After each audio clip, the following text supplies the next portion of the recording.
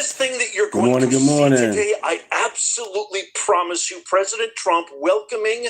Good morning. Happy Tuesday. Proud to be an American. Got some videos for you guys to check out. Democrats, they still not learning, but I'm going to keep on sharing. Angel parents whose children were mortally slain by the illegal, criminal, migrant, terrorist murderers that Joe Vegetable and Chief Biden and the fake borders are Kamala Harris let into our country. Check out this first clip. By the way, President Trump officially declaring February 22nd National Angel Family Day. I want you to check out this powerful speech as President Trump honored the families, and I'll show you a Laken mom. You got to stick around for that, as well as this brilliant officer and Patty Marin, who is daughter Rachel Marin. She has been somebody who has made some public acknowledgement as to her advocacy for President Trump's migration policy. And everybody defying the will of the American people who voted for this. Well, I have this speech, but I'm not going to give it. What I'm going to tell you is from my heart. I want to thank my Lord and Savior, Jesus Christ, first of all, before I do anything. I want to thank the American Border Story, and I absolutely want to thank President Donald J. Trump. Thank you, sir, for putting America first. And putting these angel families first and letting everybody know their stories. Because we matter. Thank you, sir. My brother Rocky Jones was murdered by a criminal illegal alien. He was simply at the wrong place at the wrong time. This man was arrested, released, and within 24 hours, he went on a shooting spree in Central California. Unfortunately, my brother was in the wrong place at the wrong time. This man shot my brother 8 times at point-blank range. I pray that no other family has to go through that, and fortunately, they will. And just know, President Trump, I want you to know.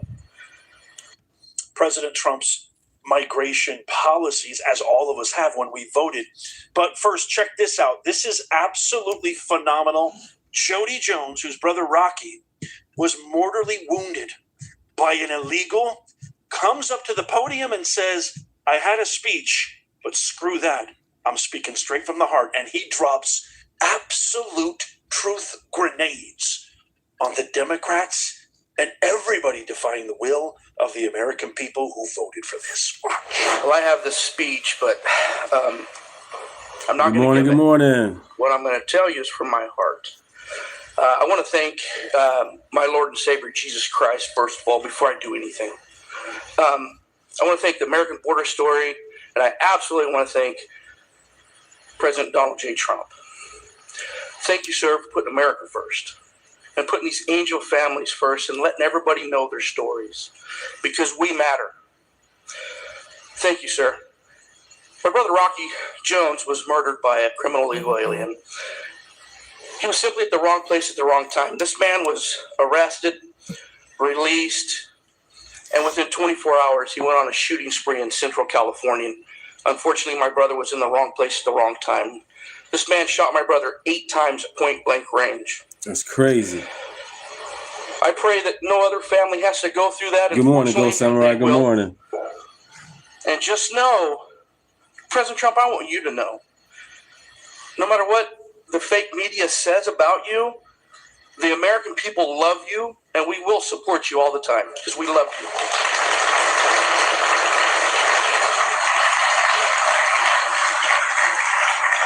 I'm sick and tired of hearing these Democratic politicians stand up on these podiums and say how sorry they are for seeing these criminal illegal aliens being ripped apart from their families. Subscribe. Good morning. What about the American family? What about us? We mean something too. And this man right here understands it. I was listening to Grandma Cook, and she said thank you to President Trump. And I love that lady. I don't even know her. I just heard her. I just got the fire inside of me. I'm like, wow. That's an American. I love America. I want you guys to understand this. Americans are not racist. We're not xenophobic because we want a safe America and we want to put Americans first. This man's not racist because he wants to put Americans first. Are you kidding me? I know you guys hear it all the time, but we are not. And I'm going to tell you something. I love America. I love Donald Trump. I love my family. And by gosh, I love just showing the Democrats and the lefties, you know what I'm saying? Some common sense stuff, man. Thank you very much, Donald Trump. That Trump doing his best for America. You are the man. I want to say this. I'm going to end here. I want to say this. Yes, love everybody. Yes, Starboy. God bless you. God bless Donald Trump. And God bless America. God bless that America. guy reminds me of me, man. I can't wait to meet President Trump and do the same exact thing. Help make that happen, by the way. Tap the thumbs up. It doesn't cost you a thing. We need to make this video go viral. By the way, he's talking about Felicia Cook, the video of the grandma said it when she just absolutely, and he's so right, she lit a fire in all of Americans when she said, stop calling my man a racist. He is the best. He's helping us. None of the Democrats are doing nothing. Here's President Trump declaring, making the actual declaration, and then I'll show him actually signing it. Watch this.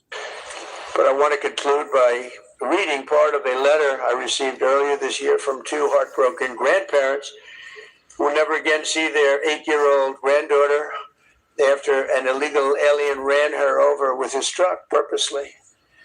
They wrote to me, we are hurting so badly, and now know that the hurting in our family will Thank you, never Bruce. go away. Appreciate Never, it. ever will go away. We're not seeking notoriety. We don't care about press coverage, but we do want our girl to subscribe. Good morning. We want people to actually know how preventable this murder was. And lastly, we want the American government to be accountable to its citizens. True. They should be accountable for what they did. That's my administration, and I will tell you, we're fighting so hard. All of them, everybody together is fighting. We're putting American citizens first. We're defending American lives, and we're fighting for every angel family. Angel families are beautiful families. They're beautiful families.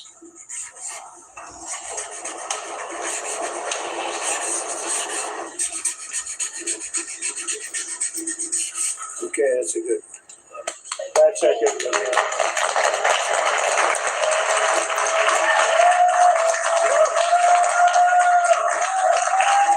All right.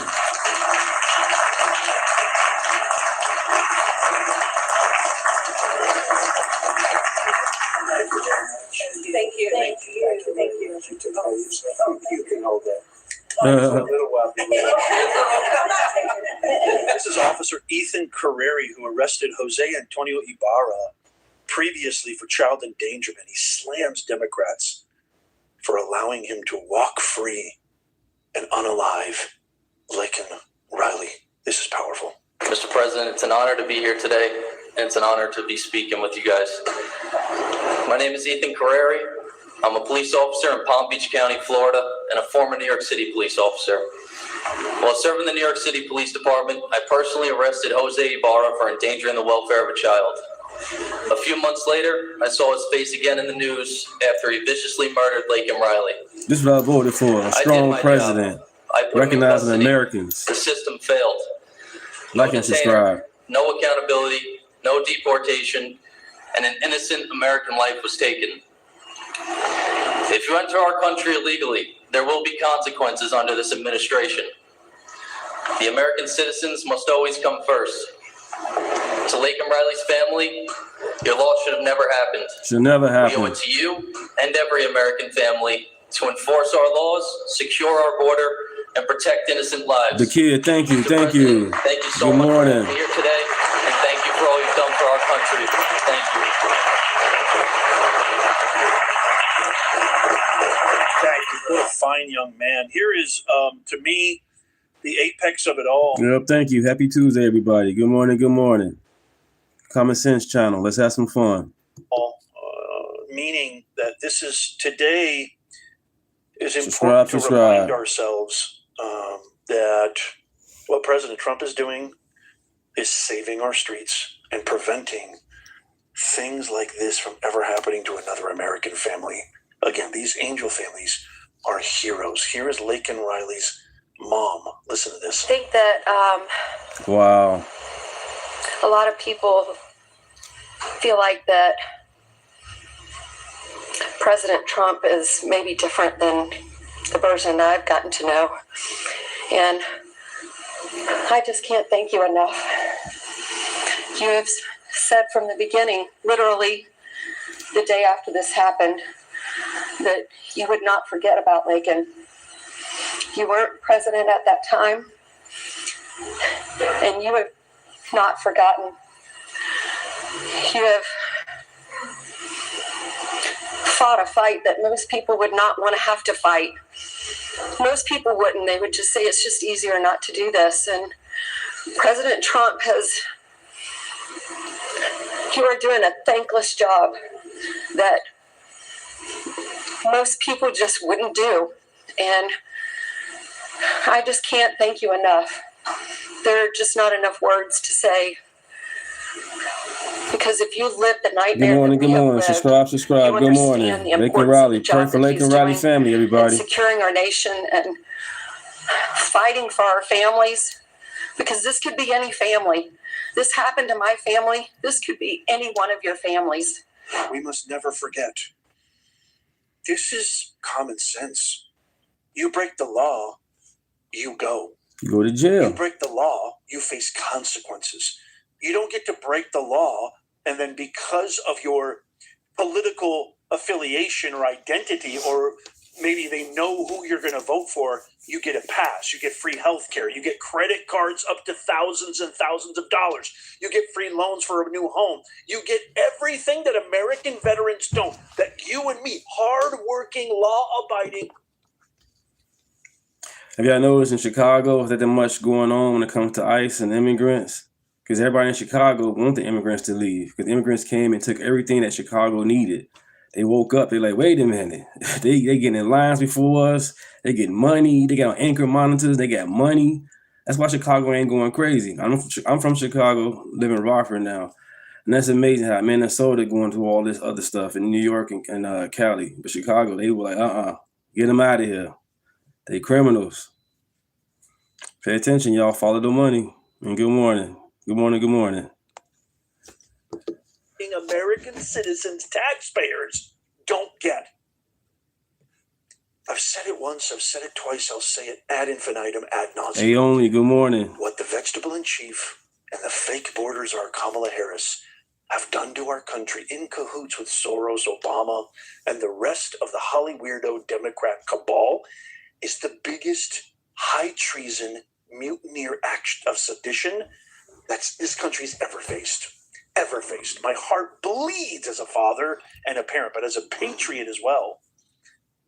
This is the apex of what I do. This is my thesis. This is my mission to make common sense go viral. You think, and by the way, I have to share this. This is just an absolute abomination. Caroline Levitt posting that CNN did not air. This was... Yeah, you can call me D. I appreciate it. Not a problem at all. Some people can't pronounce my name, but it's Deontay. The way it's spelled is throw people off, but no problem. And good morning. Aired on all the networks, okay? Subscribe, everybody. Subscribe. Good morning. More likely. None of this was aired. Caroline Levitt posted saying CNN is a giant disgrace, not putting this event on the air, honoring angel families who lost their loved ones to illegal criminals. So you're not going to see this anywhere. I got one last clip I want to share. President Trump personally paid for a much-needed eye surgery for Patty Marin, the mother of Rachel Marin. I just think this is amazing, and he's just his charming, amazing self. A little levity to end with. Watch this. You can help too much, but you can help. And hello, darling, how are you? Noah, right behind you. Look, my friend, right? Are you okay? Yes, you. Are you okay? Are you okay? Oh yeah, most definitely gonna watch it tonight. I'm gonna go live again tonight. Good. Are your I'm gonna eyes put it on. okay? I gave I'm her on it. money to get her eyes fixed. A lot of money to get her eyes fixed. That doctor ripped me off, but that's okay. And when do you go? Thanks for asking. Appreciate that. I'm on it. When you get them done, it's an operation, but it's 100%. State of the Union. Oh yeah. Good. You're gonna have 20/20 vision. She's almost blind, cataracts. We won't She's have almost Nancy blind. tearing up nothing And this with time. one operation that'll take a very short period of time. Hope you have a good doctor. Yeah, he's an expensive doctor, top of the line, right? But you know what? You're gonna have 20/20 vision because I noticed you're wearing glasses. I saw you yesterday. Subscribe, everybody. Like and subscribe. 52 people in the chat. Subscribe. Speaking of your family, it would be a lot different right now, except for the election. So I always say, it's too bad that happened. I don't know how you don't love this guy. I just don't know how you don't love this guy. Paid out of his own personal pocket. Same thing with the White House ballroom, adding a little, class, a little luxury, a little just, something representative of the greatest country that ever, mankind has ever known, making the Oval Office more beautiful, adding gold-plated this, gold framing here. Right. But it's all his own money, and the Democrats complain because they're MAGA, baby. They're losers. Like I and can't wait to subscribe. read comments and all of this. We are, by the way, before we go, going live for the State of the Union tomorrow night, 9 p.m. Eastern Time, 6 p.m. Pacific. Make sure you tap the thumbs up, follow, subscribe, hit that bell icon, turn on all notifications so you never miss anything. And I hope to see you there. Don't forget, I posted this video earlier. Go check this out right now. Click on that. I'll see you over there. I really like your. Hey, we're gonna be PC, aren't we? I know everyone's wondering, are your tattoos real? Yeah, real fake. They are real, fake, temporary tattoos, and we've got friends. This is a Liberty Hangout. Watch these liberals make no sense what they talking about. But it's gonna be fun and funny. Check it out. Cisco here. Where are you from, and what are you hoping to get today? So I'm from Mexico. That's Adam. He's a YouTuber. He plans to be, an immigrant, but he's an American. Check his channel out too, Adam Francisco. I got my travel sleeping bag, and I'm hoping that I could find a free place to stay in a white liberal's home. Absolutely. And you are his son? Oh yeah. You got mixed up with some gangs, though. Yeah, I've had a rough life in the streets, of Mexico. We're hoping to settle down, find a nice home, a nice family to take us in and give us a nice warm meal and take care of us, And you guys have only committed a few violent crimes. Just a few, just a few. Only attempts, nothing serious. Yeah, they can't prove anything. No, not at all, no. Some armed burglary, some simple assault, just some attempted things. Okay, all right. Love it. All right, let's go. A video talking about how wrong undocumented migrants are being treated in this country by ICE. Would you agree with that? Absolutely agree with that, 100%. Do you think they deserve? Do you think they deserve a place to stay here? Sure. Why not? As long as they're contributing to society and have a job and are working. Yeah. Well, right behind you, there's actually a couple of undocumented migrants right here. We're looking for people to. Yeah. Well, would you guys be willing to take them home with you at all? Well, I don't know them. I don't take anybody home I don't know. Well, they're just like.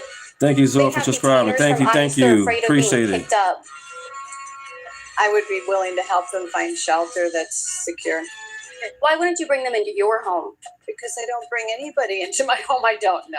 Okay. It's the not same thing about the border. Migrants or Ice, baby, yes. But you think that they do deserve. I wouldn't bring you home either. Do you think that undocumented immigrants they deserve a place to stay here in the country? I believe that people who contribute to our country, our Thank society, you. our economy, should be naturalized as citizens so they can continue to contribute and have the same benefits that we have. Okay. Many don't. Including undocumented migrants. And that's what I'm speaking about. Okay. There are most of the undocumented people I've ever met are very hardworking, pay taxes, pay social. She's a voter. We gotta make sure we outvote her because that makes no sense. She's the reason why the border is open. Her vote. Security, they can't get health insurance, they can't get any benefits. So yes, that's what I believe. Well, I have a couple here with me today. They're undocumented. This is Francisco. This is Hector. Hola, ¿cómo estás? Good morning. They do have detainers from ICE on them, and they're fleeing, trying to make sure that they don't get picked up. They have been charged with crimes, but nothing to... What is your story? Nada serio. No. Serio. Okay. Poquito. I have a couple of charges against them, nothing big. They cannot find the bodies, so they cannot be proven with anything. Would you be willing to bring them into your home? I know it's 1,000 like her. I know. Why not? I hate to say it's actually millions. Because I, first of all, am not willing to bring. I think if somebody has charges, they should face the charges like anybody would be as a citizen. And But they haven't been convicted.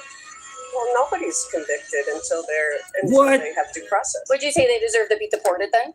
I would say that they should face the charges that they have, just like anybody should. We're also asking people if they're fed up with the way ICE is treating undocumented immigrants. We're fed up about ICE. You are? Yes. What are you fed up about? I live in New York City and it is bad. It's bad. The way ICE is treating people? Yeah. Don't you think the undocumented deserve a place to stay here? This country was built on undocumented. Here we go with that from other trash. countries. I mean, that's the whole reason of the United States. Absolutely. We actually have 2 undocumented migrants with us today. Hola, ¿cómo estás, señorita? We I are don't- trying to find a place for them to stay. They have no homes. There are detainers out for their arrest. A couple of charges, nothing big. Nothing But we're big. hoping that people like yourself, nice, liberal women who are anti-ICE, we're not asking for money. No. We're asking people to house I'll them. take the money, ma'am. Oh, I live in New York City. I'll take the money, ma'am. Oh, Gracias. got it. Absolutely. Hey, For silly. you too. I think that's Gracias. Get a burger. Gracias. Ay, gracias. yeah. Again, they both YouTubers. They Did they- silly. did They they come both home with you? YouTubers. They got To her. New York City? Yeah. I'm sorry. My apartment's so small. Well, he has a sleeping bag. He doesn't need much space. He could. Like, would you be willing just to take her bed? Amazing. I Subscribe, wish I subscribe, could, everybody. Good morning, good But morning. there are so many in New York City that I probably should, if I could, I would take them in. Well, you could take at least one illegal alien in New York City. You could take one of them. Yeah, let's take one. I'm also a therapist and I work from home. And while they're awaiting some other type of process, they should be allowed to stay here. Absolutely. Yep. Okay, I have 2 undocumented migrants with me right now. This is Francisco. And if these people have not committed a crime, Well, we don't know because they're illegal. We don't know. Hola, ¿cómo estás? Honestly, they can find out. we're asking people that agree with the things that we've talked about. They deserve a place to stay while awaiting processing. Can you do agree? Yes. Will they be able to come home with you guys so they can have a place to stay? No. Cat Black, I thank only you. have Good a morning. Thank you, one-bedroom Cat little Black. condo with one bath. That's perfecto. Appreciate it. Bedroom, Thank you. Living room. No, we have company. Subscribe, for a subscribe, while, everybody. and Good they're morning. Sleeping in the living room. I can cuddle and share.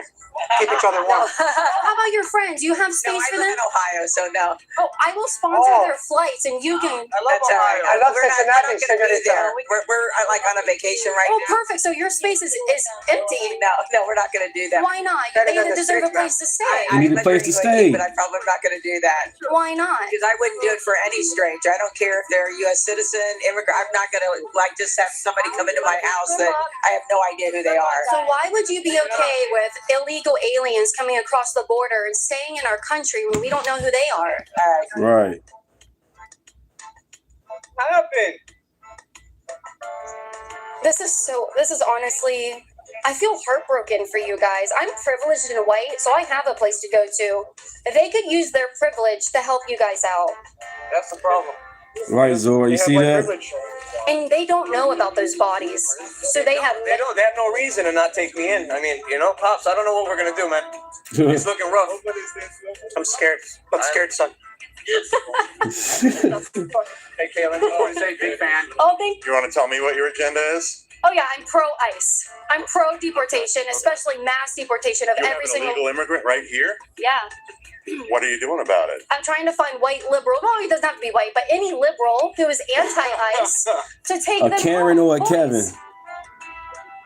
Karen or a Fantastic. Kevin? She's What looking are their for. crimes? Oh well, we don't know because they're not vetted. Oh, They're not vetted. Miss Kaylin, Jeffrey Epstein. Jeffrey Epstein.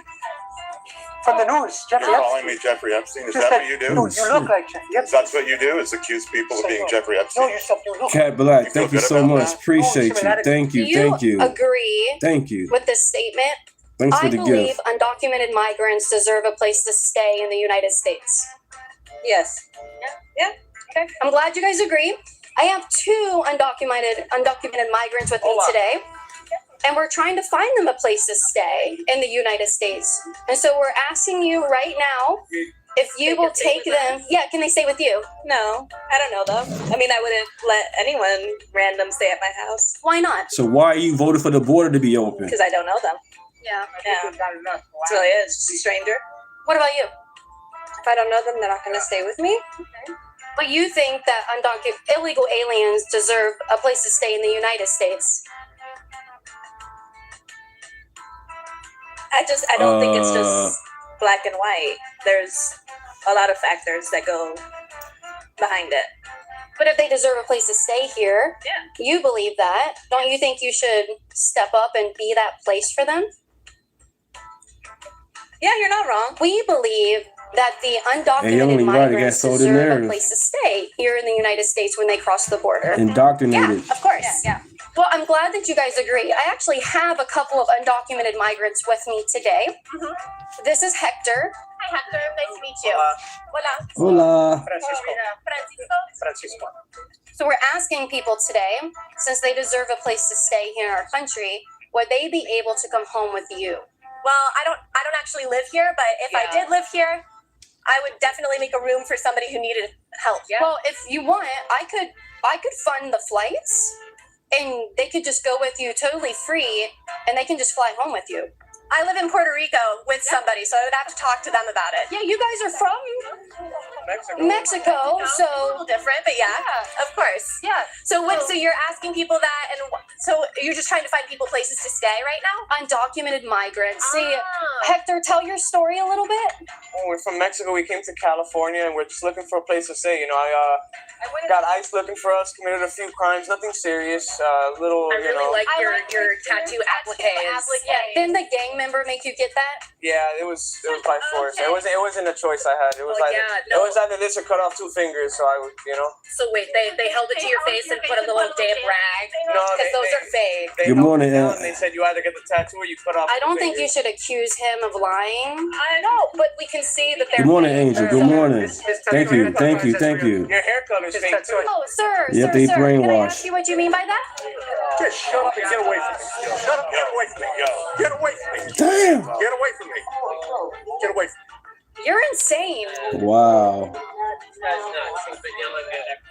You did one other time, What? and you showed what kind of people you are. What kind of person am I? No, what kind of person you are? Fascists. What is fascism? What did Mussolini do? What did Mussolini say fascism was? Well, I don't know. I can't quote him. I don't speak Italian. Shout out to Roman here, security. You Amazing. stepped in quickly, felt super safe. Wife and his family. You're gonna Thank you, make sure thank I'm not supposed to you. be within it to support my security fund. Oh, she's a therapist. Tell her how you've been struggling and you need to go into her home. Tell her. Our mental health is not where it needs to be. You know, sleeping on the streets. Me and my dad, we're struggling. We're not doing too well. They silly. Yesterday, somebody spit on me. They spit on me, and I actually ate it because I was so hungry. So it was a good thing. They need a place to stay, ma'am. If you think they deserve to be in this country, maybe they deserve to be in your home. I'm a guest of my friends, and I've got to go. But thank you, and I'm so sorry. And Gracias por dinero, yeah, señorita. absolutely. Yeah, go give it to her back. Go give it back to her. We're not actually gonna keep it. We're not gonna keep it. Ma'am, thank you so much. So like brown people are being targeted, undocumented migrants. Absolutely. And nobody's paying any attention to the fact that we need people who come to this country and take jobs that Take jobs. bullshit. Damn. Excuse my language. To think that everybody's vying to be a hotel maid or to work in. We need the brown people so they can work in the jobs that are, no one else wants. I'm like, are you gonna do them? But are you gonna do it? No. Us white people are gonna do it. I have 2 undocumented migrants with me right beside you. What are you talking about? Wow. Okay. Actually, we were just talking about you guys are illegal. Sí, señorita. Okay. All right. If you want to see the change in this country, you could demonstrate it right now. They need a place to stay. Need a place to stay. Out for them, warrants out for them. They're afraid for their lives. MAGA We're sick channel. and tired of the way ICE is acting in this country. Can they go home with you? I don't take people home with me off of the street. Talking about So what about the border then? national policy should be, this is not a solution. I don't think, with all due respect, guys, I'm not going to be offering to take people home. But you think the United States should be Good morning, offering morning. to Thanks for allow coming in. illegals to stay Thank in you, the guys. country? So I see where you're going. Okay, so I think that we should be a country that. But why don't you gives talk to them? opportunity. They're the ones that are the victims here. They're brown. Poquito tiempo, poquito espacio, poquito comida. No te interesa. Could you respond to him? I can say that if you are here illegally, I can't understand. you just spoke in English. Bye, guys. They're brown and they'll work for you. To where they came from. Well, why would you say that to our illegal aliens over there? I love them.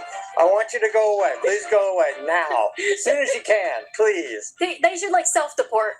exactly. Damn. That'd save me a lot of money. Yeah, right. It sure would. Get on out. Actually, where's the ICE tip line? You go to the airport? You need a ride to the airport? God bless you, sir. The only person that's willing to bring you anywhere near them is the ICE supporter that wants to take you in the car to the ICE facility. He's somehow the most generous guy here. They deserve room to stay here in our Well, country. they deserve room to stay. They deserve to have a process by which they can be here in this country. Well, I have a couple of 2 workers over here. I mean, he used to be in a gang. Ignore the tattoos on the face. Why do I have to ignore it? If that's part of who you were at some point, that's part of who you were. She doesn't know about the The charges. white savior. Don't bring them Amazing. up. Come on, Karen. So anyway, you said they deserve a place to stay in the country. I just think there needs to be representation for all people. Okay, you've been here for a while, so you need to go through whatever legal process. But again, our country needs to come up with a process by which people who have been here for a long time that may be here illegally can. I think Hector has something to ask you, actually. Go ahead. ¿Por qué no me quedo contigo en el proceso que te mantengo? You're in the process of. Sí, ¿por qué no me quedo contigo mientras que hago el proceso eso? Pues luego quedar contigo, ¿sabes? Poquito espacio, poquito comida, tranquilo. So I need a translator. Dang. Could you just respond in Spanish? Well, how could I respond to Spanish? I don't know what he said. Well, we should be more welcoming. I was just hoping that maybe you could speak his language. Well, I wish that I could, but mi español es muy mal. Soliento. I cannot respond, and again, because I wish if I understood language, the Spanish language. Si me tengo que quedar contigo, la casa tuya, ¿cómo yo me voy a comunicar con ustedes si tú no me puedes comunicar conmigo? I think it's very difficult because I want to be respectful. Of course, but Of course. Speaking Ukrainian, you wouldn't understand. That would be difficult to respond. Pero so love you. What he needs a place to stay, and you think that he deserves a place to stay. Just take him. I'll stay on the streets. Just Okay. take him. I love you guys and thank you. Cat Black, thank you again. Thank you. Señorita, I'll sleep on the street, señorita. It's a little tight. I'll talk to you.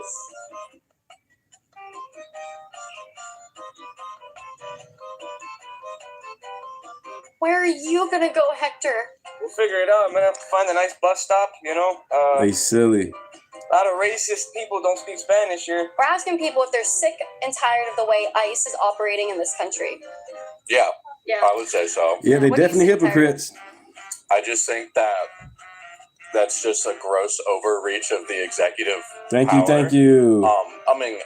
Among every other thing that this administration Good morning, has done at this Denzel. point, I think that it's ridiculous that we have goon squads going around kidnapping people, separating families. Honestly, I don't have any stake in that as a white man, but Well, okay. Well, as a white man, would you be willing to home in your home these two undocumented migrants I have with me today?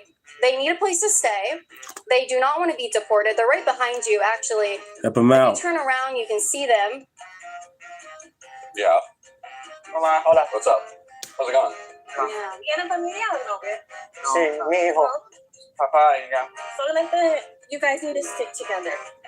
That cat. Good morning, that cat. Really, no. I have my family and I'm going to love and protect my family.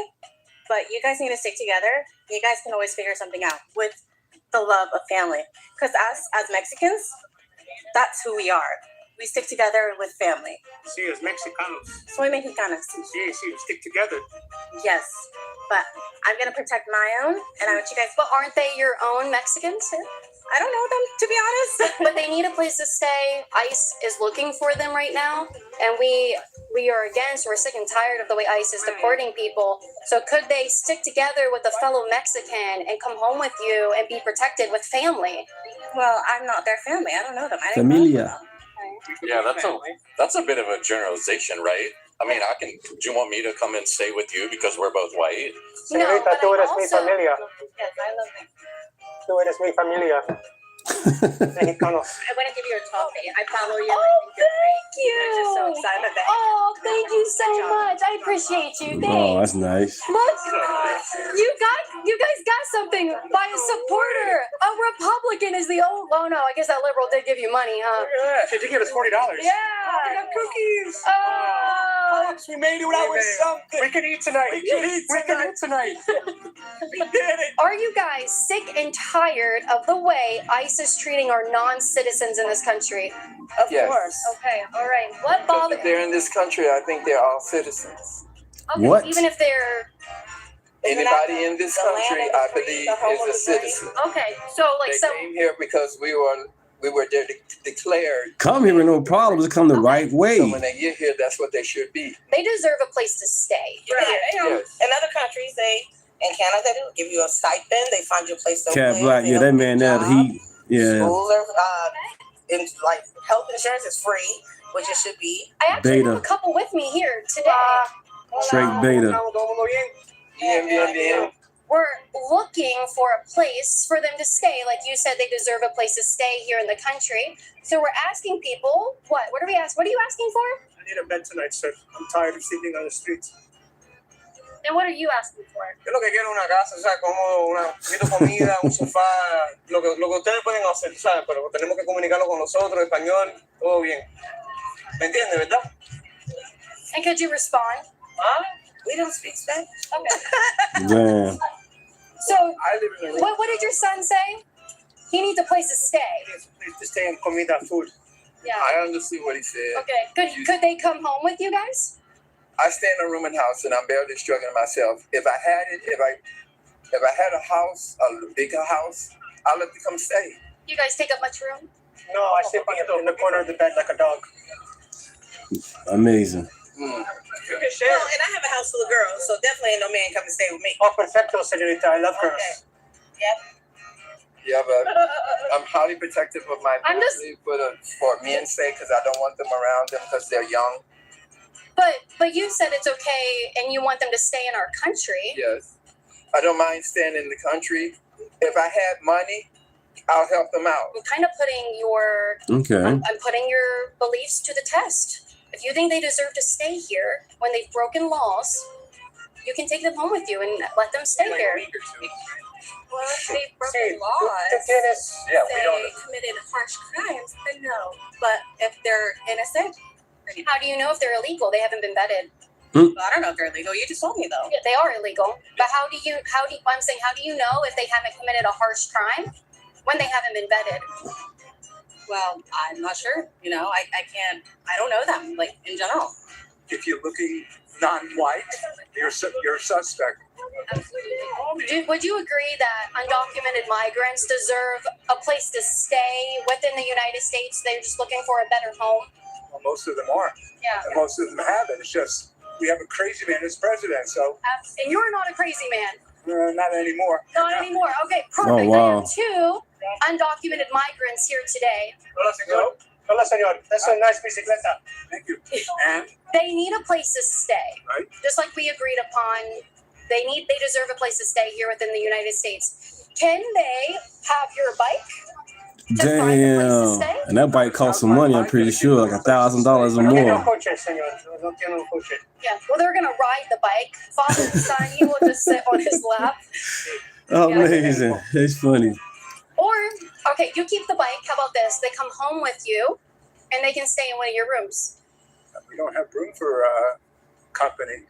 They have guest suites in my room. We have a small place. How many square feet, sir? I don't know. You have to rent the guest suites. You would charge them? You would charge them? Porque no tengo papeles, señor. Papeles is what? Papers. Documentación. Yeah. We don't really know anything about them because they're illegal. But if you agree that they deserve a place to stay in this country, we're giving you the opportunity to show up and put up. They can come home with you. Get them out of here. Have you considered taking them in? No, because I don't agree with that. I think they should be deported. Really? Yes. Okay. She wants to deport us, señor. Oh, why don't you have them live with you, contact ICE, and then they'll be deported? Yeah, I would just contact ICE right now and have them deported. But you think they deserve a place to stay? What? I mean, I would deport you, but if he's willing to take you in, I'll go. We could wash some dishes, rake the leaves, do chores around the house, make up for it. We don't got money, but we could work for it, This was a fun exercise. You have a nice day. Did you pass the exercise? I'm debating it. It's a fun exercise, senor. Yeah, you could just take his bike, right? I should just steal it. It wasn't my first time. We're illegal. Get away with it. Yeah, I've stolen a few bikes in my life. Senor, tú tienes una mexicana. ¿Qué es una otra? He has no idea what you said. No, I just Mexican. What is one more? What is one more? She's mine. What is those? We don't have the space. I mean, I would hope that the city of Sarasota would have services to protect its residents, especially those that are contributing. No. Let's vote it up. The government is after them because they are illegal. ICE has detainers on them. The only people that could save their lives right now are white liberals like you. I'm not a liberal. I'm a leftist. That's a different thing. Oh, wow. So you should feel even more strongly about using your white privilege to protect them. That's not really how that works, but okay. Yeah. That's what I've been told. All right, so no, they're not going home with you? No, I don't think Damn, they can't go home. They should be able to stay in the country somewhere else. Oh, man. Why not? Just not with you. Yeah. Okay. That's fine by me. I mean, it's a lot of land here. I hope that, we can all make a little elbow. So basically not my problem. With you if we That's sponsor crazy. the Not his problem. We love Bad Bunny. I love Bad Bunny Puerto too. Rico. I love Bad Puerto Bunny. Rico. Absolutely. Can they come home with you? What did he say? What was his lyrics? I couldn't just make this decision right now. They didn't have to speak to anybody coming across the border illegally. And you think they deserve a place? This isn't clever, girl. What's your favorite crayon? I understand what you're trying to do. Explain it to me. The conversation. Explain it to me. Why? Explain. What am I trying to do? This isn't okay. I hope you have a great day. Oh, yeah. She be coming with it. Liberty Hangout. Caitlin be coming with it. Have a good day. Yeah, don't touch me. We're already in this country. What's the point of taking us out? If you get That's what I just said. so if you get home today and we're already there sleeping on your bed, what's the point of kicking us out if we're already there? If you were in my home and already sleeping there when I got there, I can't kick you out. You know why? Yeah, we got this figured out then, finally. But coming to my home, What is your address? there's security. What is your address? And my landlord watched the camera. So you have Hold on. security, but no security for the United States. Right. No security for the border. And you wouldn't. That's crazy. Surely you would not walk away from migrants in need. Thirsty. I'm sure someone would share their water with you. I'm thirsty. You're out. He's thirsty. Poquito comida. It's tops. Okay. Wow. I'm Yeah, so she sorry, choked. You saw that, guys. right? Running out of daylight. Senorita, your shirt says love, inclusion, kindness. Of course. Show us kindness. Let us come into your home. Kindness is also taking responsibility for your behavior, if there is. Well, let me ask. Well, listen, if I get a speeding ticket and I don't think I'm guilty, right? I have to go to court. Well, let me ask you this: isn't kindness and empathy and taking But also, hold on, responsibility for your actions and your behaviors? If someone comes into the country illegally, shouldn't the responsibility be that you get deported because they broke our laws? There are some people that need to get deported. I understand. There's also a process. I don't. So think come that we in, should break the throw law, people and stay. cages. I don't It makes no believe that sense. We should send people to countries that aren't their own. Well, they're gonna go in a cage if you don't take them home. I would rather stick to the cage than on the street, ma'am. Obama cages. Or a couch. You have a nice couch, you know. So He could take I'm your not- bed. I'll I take his am- living room. I understand. I am not equipped. I am sorry to take in anybody else but family members. I have enough family that I take care of. So, but not my family, and that's okay. We are all the same race, ma'am. Well, but that has nothing to We do are all with it. It's not family. my responsibility. Tú eres mi familia. But it's not my responsibility. You have family. You have places you can go for support. That's there are places. There are shelters. You are one of those places, So ma'am. thank you. You guys caught me. I'm going to the market. What do we catch you on your hypocrisy here? So you're okay with people coming into the country, but not your house? It's not very nice. Letting illegal aliens and criminals into the country, voting for that is not very nice. I'm actually for your It next seems racist. against your news organization for doing what Oh you're yes, doing. it's a Liberty Hangout. It's Caitlin Bennett. You're gonna complain with who?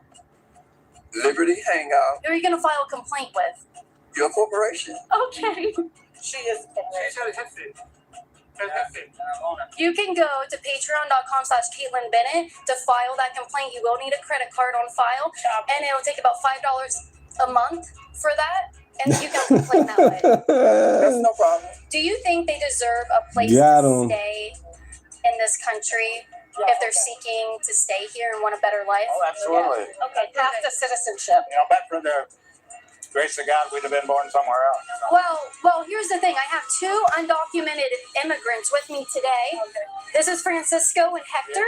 How are you? Since you guys believe they deserve to stay here, we're wondering if they could come home with you. No, that's okay. Damn. Yes, I will sponsor the flight. Come on, so they can Karen. stay Come here on, home. You Kevin. guys look very Let them well stay off, with very you. wealthy.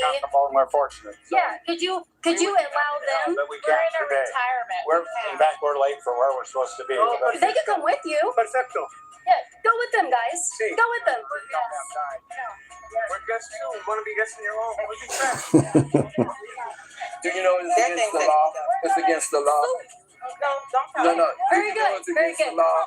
What law is that? You walked up on me, approaching me. He loves laws until it comes to laws that you guys have to follow. That's weird. When they wasn't able to communicate. And they act like that they had any proof for your fentanyl trafficking allegations. There's all none. allegations. It's all conspiracies and theories, Get you something to eat. I apologize. You have a blessed life. Wow, he's not even homeless. That's the whole thing. We're here today with an undocumented migrant who had no liberals offer a place for him to stay.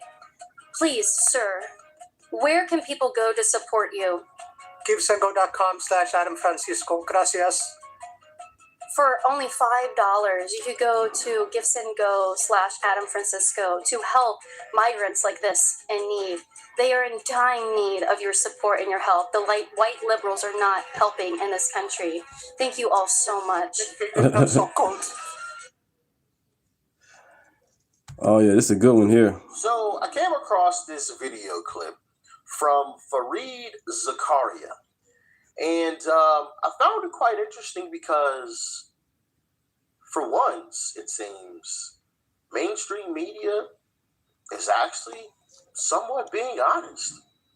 Yeah, it's incredible. Amazing. He's actually talking about how terribly run. Subscribe, everybody. Thank you. Good morning. I mean, it's incredible. I was shocked when I saw this video clip. So we're going to be diving into it a little bit. And I also have another clip that I'm going to show you as well of Gavin Newsom. that I found quite interesting as well. So with that being said, let's hop right on into it. But first, here's my take. Zoran Mamdani ran on a promise to make New York Like and subscribe, everybody. Mandate for a city we can afford. Last week, he unveiled a budget that is, in a word, unaffordable. New York has been fiscally profligate for so long that the headline number, $127 billion, produces little shock.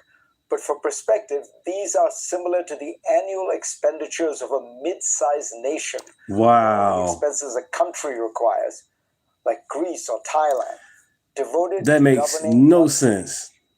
New York City's budget has ballooned in recent years. Stop voting blue no matter who. Last budget, adopted for fiscal year 2014, totaled about $70 billion. So in little more than a decade, the budget has nearly doubled, growing faster than inflation and faster than the city's economic growth. And much of it has happened as the city has been losing the one thing that makes big government easier to finance: people. New York City's population fell sharply amid the pandemic, with a 5% decline from April 2020 to July 2022. More recent city reports show a rebound, but the city remained below its 2020 baseline as of 2024. The arithmetic is brutal. A larger bill is divided among fewer payers. Per person, the imbalance is stark. Using the Lincoln Institute's fiscally standardized numbers, New York's general spending in 2023 was more than 30% higher per capita than Los Angeles and more than double Houston. And what do New Yorkers get for this? Look at New York City schools, the largest school district in the country. The city's education budget has climbed while enrollment has shrunk. Wait for it. The DOE budget has risen from roughly $34 billion in 2019 to over $40 billion, while the DOE says per student spending is projected to reach nearly $35,000 in fiscal year 2026. $35K per student. $35,000 per student. That is absolutely wild. Mind-blowing. They have the budget or the expenditures of some countries, entire countries. This is a city. This isn't the state of New York. This is New York City has a budget the size of some countries. That is mind-blowing. Among the highest in the nation. The outputs, graduation numbers, test scores, and reading levels are at best middling, often comparable to places that spend a fraction of what New York does. Now come the taxes, because every political argument in New York eventually ends up at the same curbside: who will pay? New York already sits at the extreme end of the American tax spectrum. For high earners, the combined state plus city income tax reaches 14.776%. That's And crazy. federal taxes and the combined marginal Thank you, rate guys. can Thank you. exceed Thank you. 50%, We're growing reaching together. roughly Thank you. Common Sense Channel. Let's do on it. Thank certain you. investment income. Happy New Tuesday. Yorkers pay tax rates comparable to European countries. 55% in some cases. That's over half. 55%. Like, what? Over half of your cash is going towards taxes in some cases. Over half. That is mind-blowing. Mind-blowing.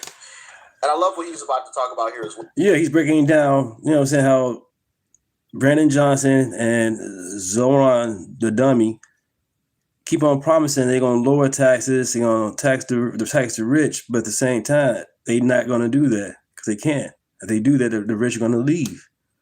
Like the Bears going to leave Chicago. You can't do that. That's not how that works. Well, pay tax rates comparable to European countries that provide in return universal Nothing healthcare, is free. free college education, and amazing infrastructure. Yeah. And Democrats are always talking about those same things, right? Free healthcare, free college, free this, free that.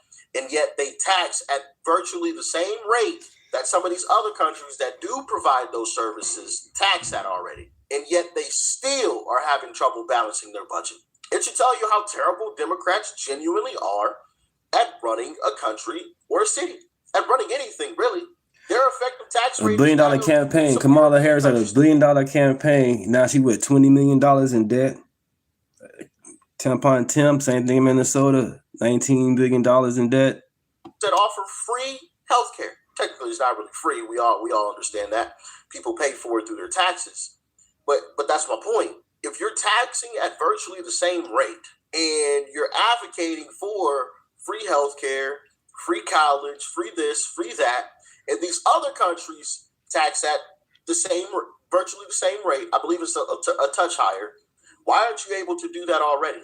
Like, Democrats would have to tax people at like a 90% clip in order to do what they always talk about doing. Oh, free this, free that, free this, free that. They'd have to tax us at like 90% in order to get it done because they suck at running the show. They're absolutely terrible.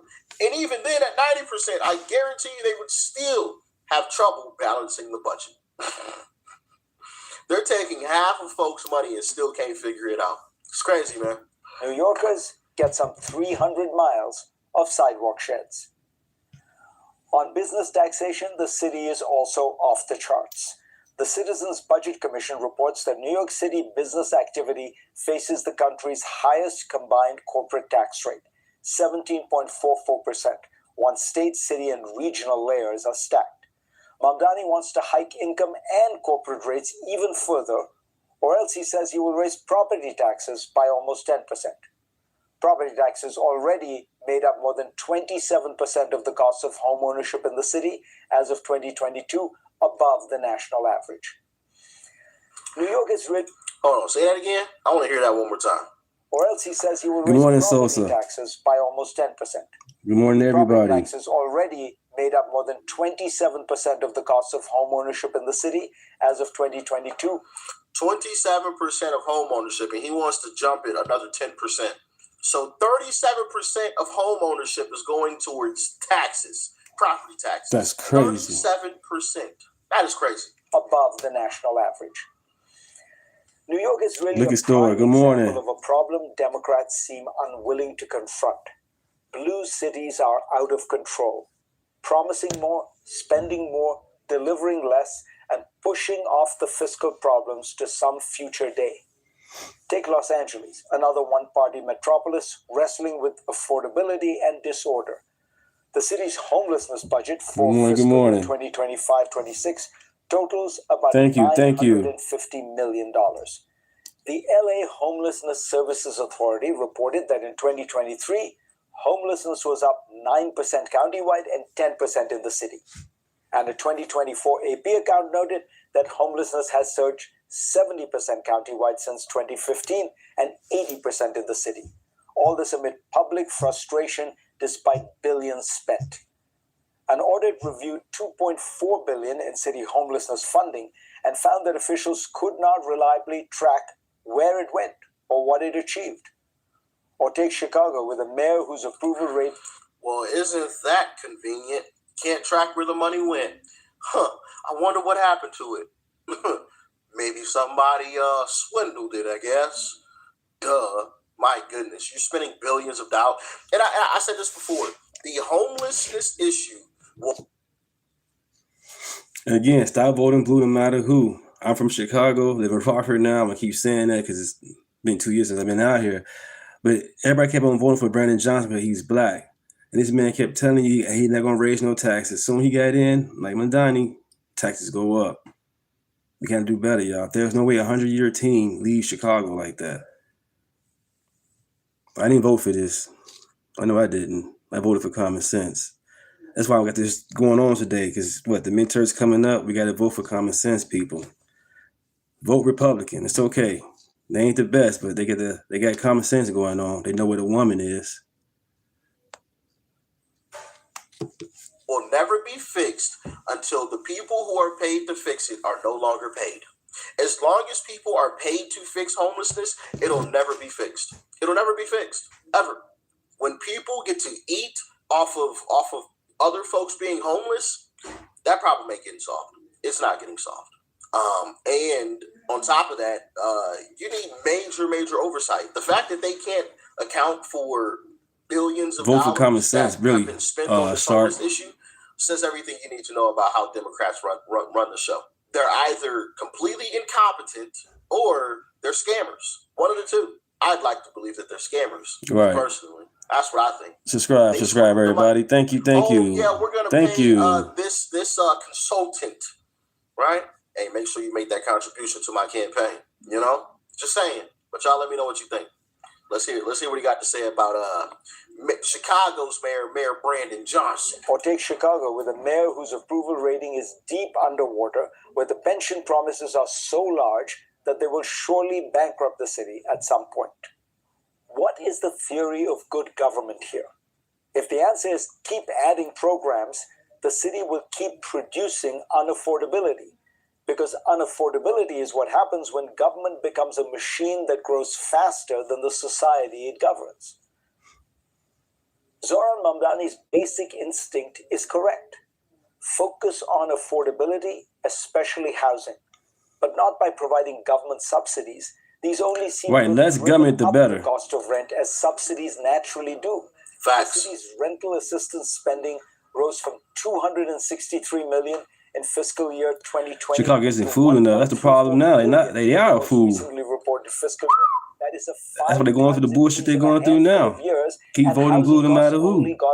Now they crying. Same thing with New York. Because I mean, it's literally quite simple, and I don't understand why people don't get this, because it doesn't take a rocket scientist to figure this out.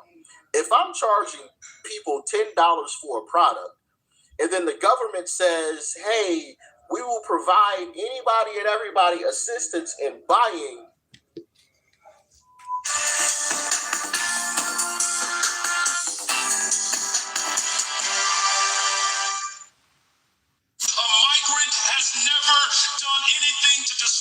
The progress of black people, and I will be doggone if I will allow white supremacy to separate black people from the people of this globe, because it was black businesses that fed migrants. It was black businesses that provided hope and aspirations. This is my friend Fashawn. He lives in Chicago. Check his channel out, the Chicago Conservative. Check him out. He be cooking, and he be going to the town hall meeting, letting Brandon Johnson know what's going on. Him and Danny and the whole group, Chicago Flips Red. Check them out. For the people who have been marginalized. Okay, I just want to point this out. This is more racial division from the Chicago mayor. And let's just be honest, your statement that you just said is absolutely false. So you mean to tell me illegal migrants did not take from black people? That's one of the most ridiculous statements I've ever heard him say. Again, he lives in Chicago. Ladies and gentlemen, spending well over $600 million on illegal migrants is definitely taken away from not just black people, but from Americans in general. What are you talking about, Brandon Johnson? So you mean to tell me just because we're black, we have to be globalist? I mean, I understand that, you know, I'm pushing peace and things like that, but I'm not just about to be cool with everyone around the region of the world just because I'm black. That's a low IQ statement, but let's just continue. Across this globe, but we also have to be very clear that the injustices that we feel within the black community are real. The history of this city of closing black schools, disrupting health clinics from black communities. No, that would be Rahm Emanuel. Closing down schools. Do you know how many schools that guy closed down while he was mayor? You didn't try to fix that when you became mayor. You just, instead of fixing schools, instead of funding schools, instead of making sure Chicago public schools are doing good, you're just taking money from CTU and funding your re-election campaign. So if schools aren't getting the education that they need and the supplies that they need, that's your fault, bozo. What are you talking about? That's your fault.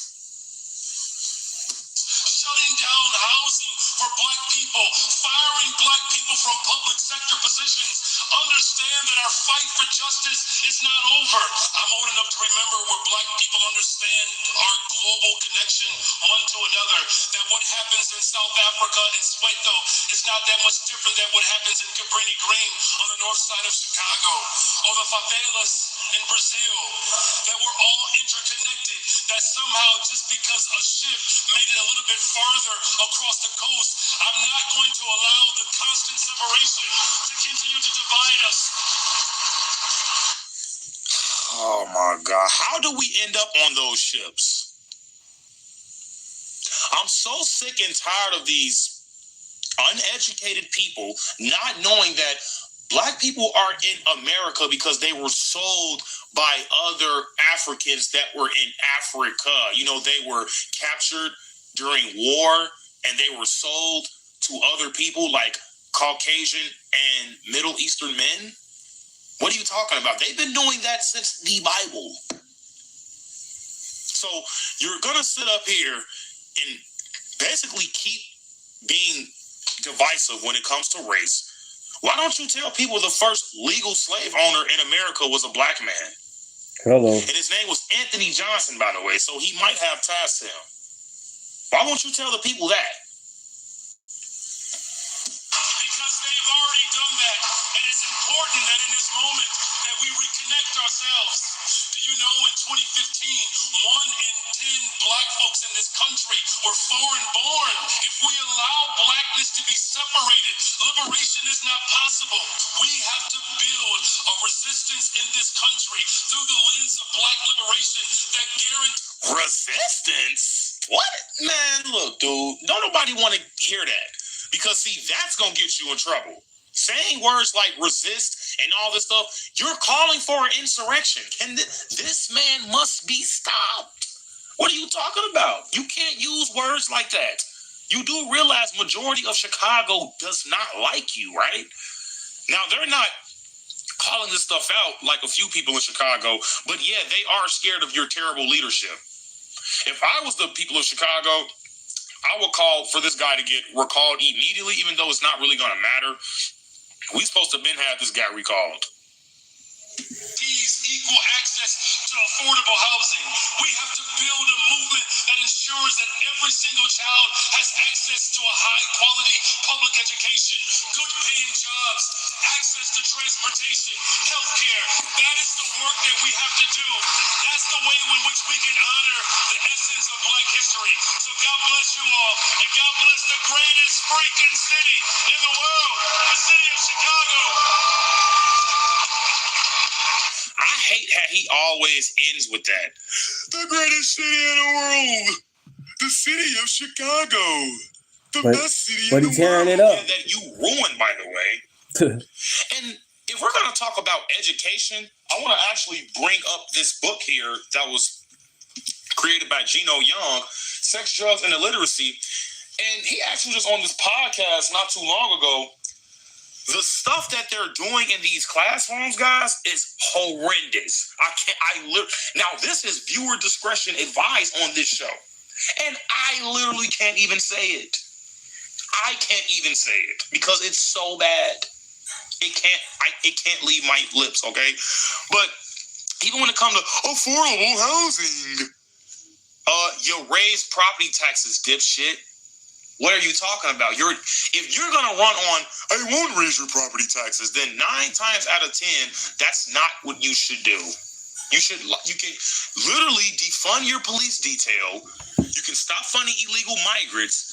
You can stop trying to get rid of businesses that's generating millions of dollars in revenue and replacing them with crazy, trash, Black-owned businesses. You can start doing that. I mean, that would actually help a lot. Okay, but instead you just continue to race bait. I mean, I get it. It's Black History Month. So you raise property taxes when you promised you wouldn't. You promised that crime would go down when it's not. Reports of crime is down though, but not crime. This is my man Vashawn, the Chicago conservative. I'm gonna play him, and also gonna play Danny C from Chicago Flips Red. Both of these people live in Chicago. I'm from Chicago, and these guys are gonna break down how Governor Pritzker and Mayor Johnson are corrupt and need to go. They stop voting blue no matter who. Within itself, I just want to let everybody know that crime itself is not down. Nobody voted for you to fund illegal migrants, Brandon Johnson. And we know this is happening because Melissa Hortman, a Democrat in Minnesota, voted against funding for illegal migrants. The only Democrat, by the way, and she was murdered for it. She was murdered actually by someone who was appointed by Tim Walz, sir. I just want you guys to think about that as well. So we know this is happening, which is the main reason why the president is withholding federal funds in Chicago, because he is afraid that you will fund illegal migrants. And he already did. Money, what, $1 billion to the illegals? Now that the bears going to leave, supposedly, or might leave, period. Come on, man. Honestly, I'm afraid that he will do that too. How are you going to allow 9 janitors to be fired when you have 150 police detail, and that costs you $22 million a year? You can't cut a few cops to save a few jobs? You mean to tell me your safety is that important, Brandon Johnson? Absolutely disgraceful. Instead, you want to hang out with a China-loving, dog-shocking communist like Hassan Pfeiffer. Why are you? Make sure you guys subscribe to his channel. People are out here dying. I'm serious. You was just on 79th, right? You saw. Next person on play is Danny C. Check her out. Thank you guys for being in the chat. Appreciate it. Happy Tuesday. Serious, dude. Let's continue. Absolutely disgraceful. You want to defund the police, and your executive order means nothing. You cannot hold federal agents accountable, bro. It's called supremacy clause. That means federal law is the highest law of the land. Okay? The executive order that you signed, that was a waste of time and ink, if I'm being honest with you. Thank you, guys. So, thank you. Let's grow together. Thank you. We are Chicago patriots. How many people have to die because of your poor leadership? Watch Dogs has recently found that we are actually $41.1 billion in debt. It's not even 1.5. So where is all the money going, Mr. Brandon Johnson? We want to know that. And I know it's Black History Month, ladies and gentlemen, but Brandon Johnson, you got to stop being racist, dude. Like, this is a problem, man. Everybody is people. We all shed red blood. I understand that, tribalism is a thing and stuff like that, but we are all the same in the eyes of God, Brandon Johnson. Bro. Stop being racist. It doesn't look good. Doesn't look good at all, man. Like I said, it's my man Pashan. He's cooking. He's bringing the receipts. I'm gonna let her cook too. Just during the last week, I've been in neighborhoods across Chicago, from Bronzeville to South Shore to Chatham to Little Village. The president's absurd characterizations do not match what is happening on the ground here. He has no idea what he's talking about. There is no emergency that warrants deployment of troops. A 30% reduction in homicides, shootings, shooting victims, all down. In fact, the city of Chicago doubled the amount of the national average in terms of violence reduction. I believe the city of Chicago and cities across America would be safer if we actually had, affordable housing. Look at this chart. See this? Are down. As we continue to invest in our neighborhoods across the city, building more affordable homes, creating opportunities for young people, we're seeing a precipitous decline in violence. Look, how many times are we going to let these people keep playing in our faces? Look at this. You're going to keep letting people who don't have no skin in the game, don't have a dog in this fight, tell you that the streets are safe, you don't need no help, and that everything is great. All while Pritzker is a billionaire. Yeah, this is Danny C. Check her out. Chicago Flips Red, her and Zoe. My man Danny, they be out there giving Brandon Johnson the flux, man, because y'all out there voting blue no matter who. Now Chicago's hurting. The Bears might leave. That's terrible. 100-year team. The amount of security that Pritzker and Brandon Johnson have, they don't have to worry about the things we have to worry about. How long are you all going to just keep while you're burying loved ones? Every weekend, somebody died or shot over the weekend over in Chicago. I've been screaming this from the rooftop. Look at all that guns. And you're going to continue to let these out of touch with reality politicians tell you that you don't need any help. Tell you that everything's fine here. And the only thing that these people are running on is stopping Trump. Stopping Trump for what? What are you stopping Trump for? For coming in from coming in to get these illegals, that's the only thing, because all they're saying is abolishing ICE. They're not talking about the felony. Right, no policies. The Democrat got no policies. Everything, orange man bad, no policies. Oh, that they keep denying and telling you that crime is down. They're not talking about none of that. The only thing that they are campaigning on is, I'm going to fight against Trump. And we're just going to continue to let these people just play in our faces, because fighting against Trump is AKA protecting illegal aliens, abolishing ICE so we can continue to pay for them. The bears leaving, businesses are leaving. Oh, Chicago. At some point, we have to say enough is enough. We have to do things different, something different, guys. If not, we're going to be the next how Detroit was. If we don't do something different, this is just embarrassing. Yes, it is. Subscribe, everybody. Policies at its finest. That's me. Democratic policy. That's me. I just don't know what. Right, lost for words. I don't know what it's going to take for us to realize that we've been doing this for all of these years. I want to say 50, 60 years. When are we going to get it in our head that we need change? Maybe it makes sense to try something different. Maybe this is Republican. The Democrats are not the party that they claim to be, or they're lying to us to be. But maybe we need to just look at what their actions are and not what they're saying. Common sense says this is not working. Common sense says these people are lying through their teeth. Common sense says their reality is not my reality. They don't have to worry about being shot and having guns put to their head while they're being robbed in broad daylight. They don't have those issues because they have police details and they're making sure that their families are safe. We the ones have to worry about that. At some point, when is it going to get, how many kids do we have to bury? How many family members do we have to bury before we say enough is enough? Only thing they care about is money, stealing the crime prevention money and lining their pockets, and they don't care. At what point are we going to see that and realize that this is who the Democratic Party is? There you go. They both cook. They both from Chicago. They live in Chicago, and they there. They there. They see it. So they're not lying. They get the news, all the other BS on social media. These people are actually right there on the grounds, going to the mayor, going to the governor, letting them know how they feel. Which I could be there with. I live in Rockford now. But other than that, I'm using my platform to share what they got going on and share their voice. Subscribe to their channel, subscribe to mine. Vote common sense, everybody. It's okay to vote Republican. I know y'all want to be independent, but it's okay to vote Republican this time. Because right now, the party of the Republicans are the common sense party. Like and subscribe, everybody. Like and subscribe. Hope you guys like that. That was me. I'm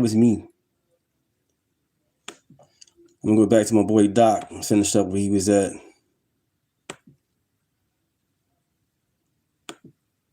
Said product, right? Just come to us. We will give you assistance. Matter of fact, we will give everybody vouchers for $10. Well, guess what? I'm upping my price to $20. Y'all were already paying 10, and now the government says they're gonna give y'all an extra 10. So now I'm about to make my 20. It's simple. Right. This ain't rocket science here. This is not rocket science. And thank you, guys. Thank you.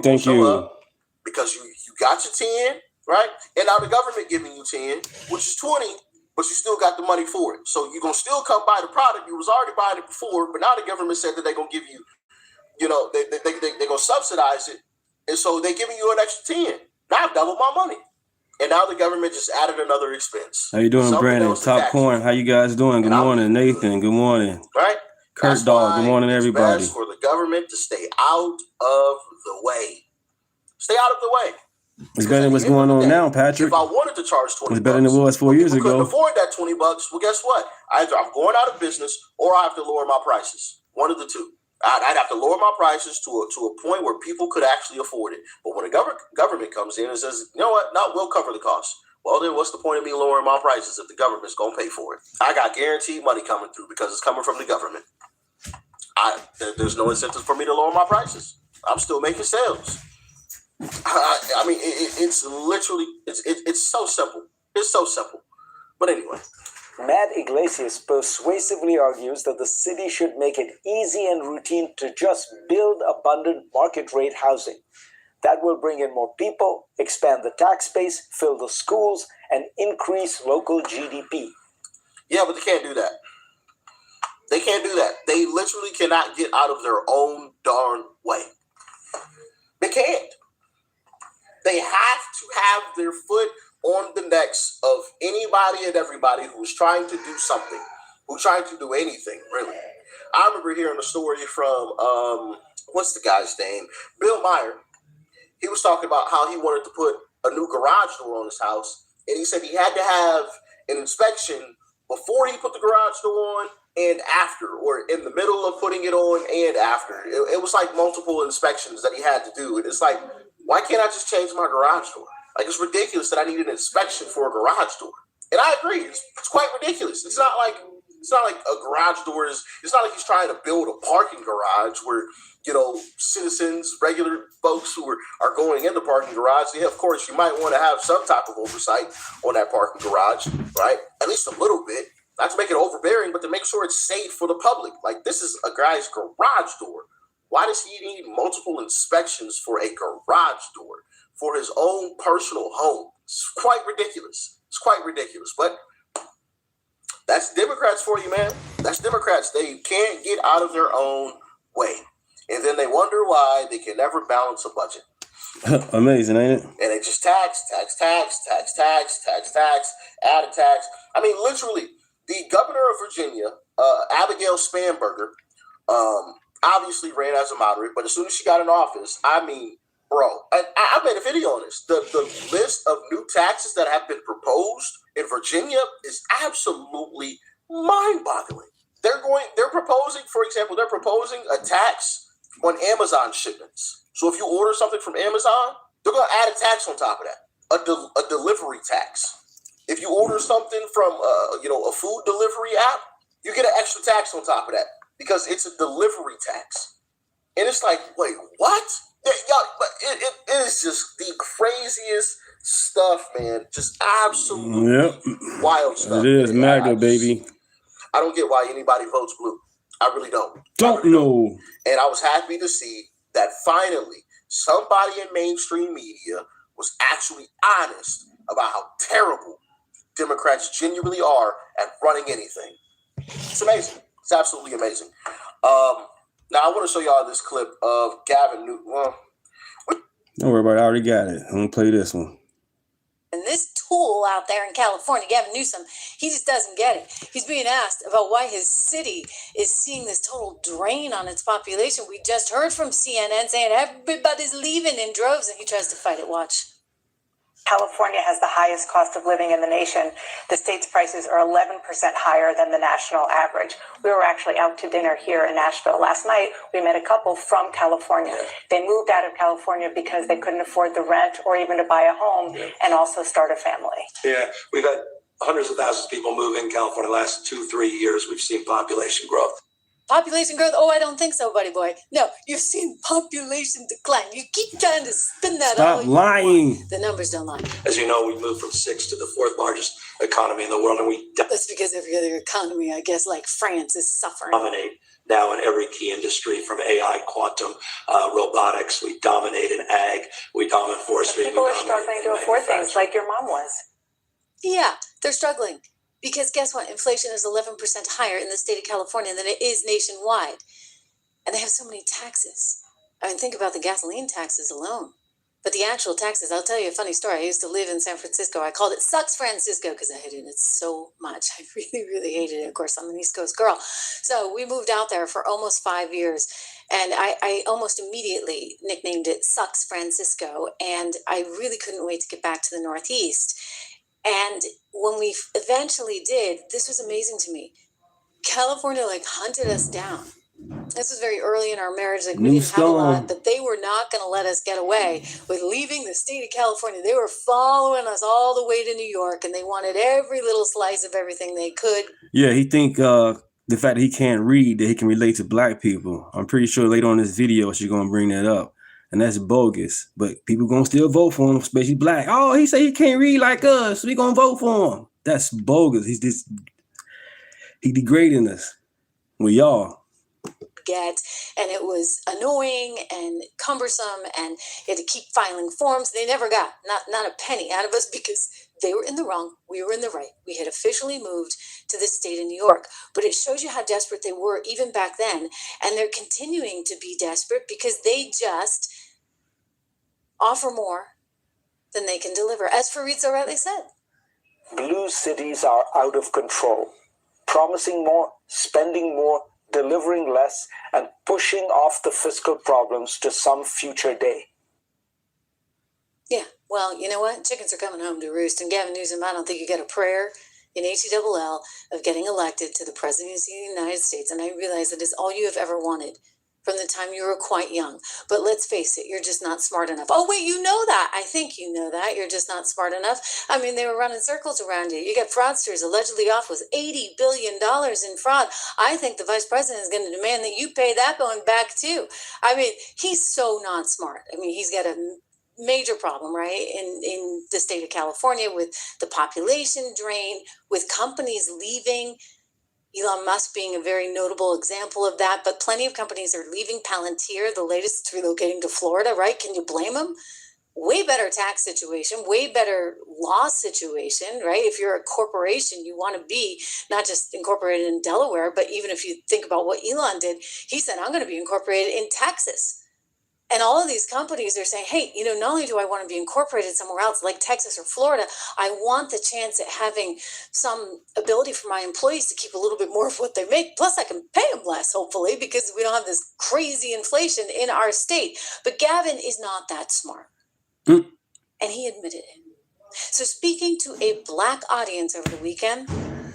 Right, here we go. This the bullshit right here, y'all. Pay attention, listen up. A black audience, okay? He starts going on about how he's just like them. And if I'm in that audience, and I'm one of those people, I'd be like, speak for yourself, buddy. I mean, talking about stupid. Watch. I gotta show it to you. I'm not trying to impress you. I'm just trying to impress upon you. I'm like you. I'm no better than you. You know, I'm a 960 SAT guy. Woo! And I'm not trying to offend anyone, trying to act all there if you got 940. No one thinks but literally a 960 SAT guy.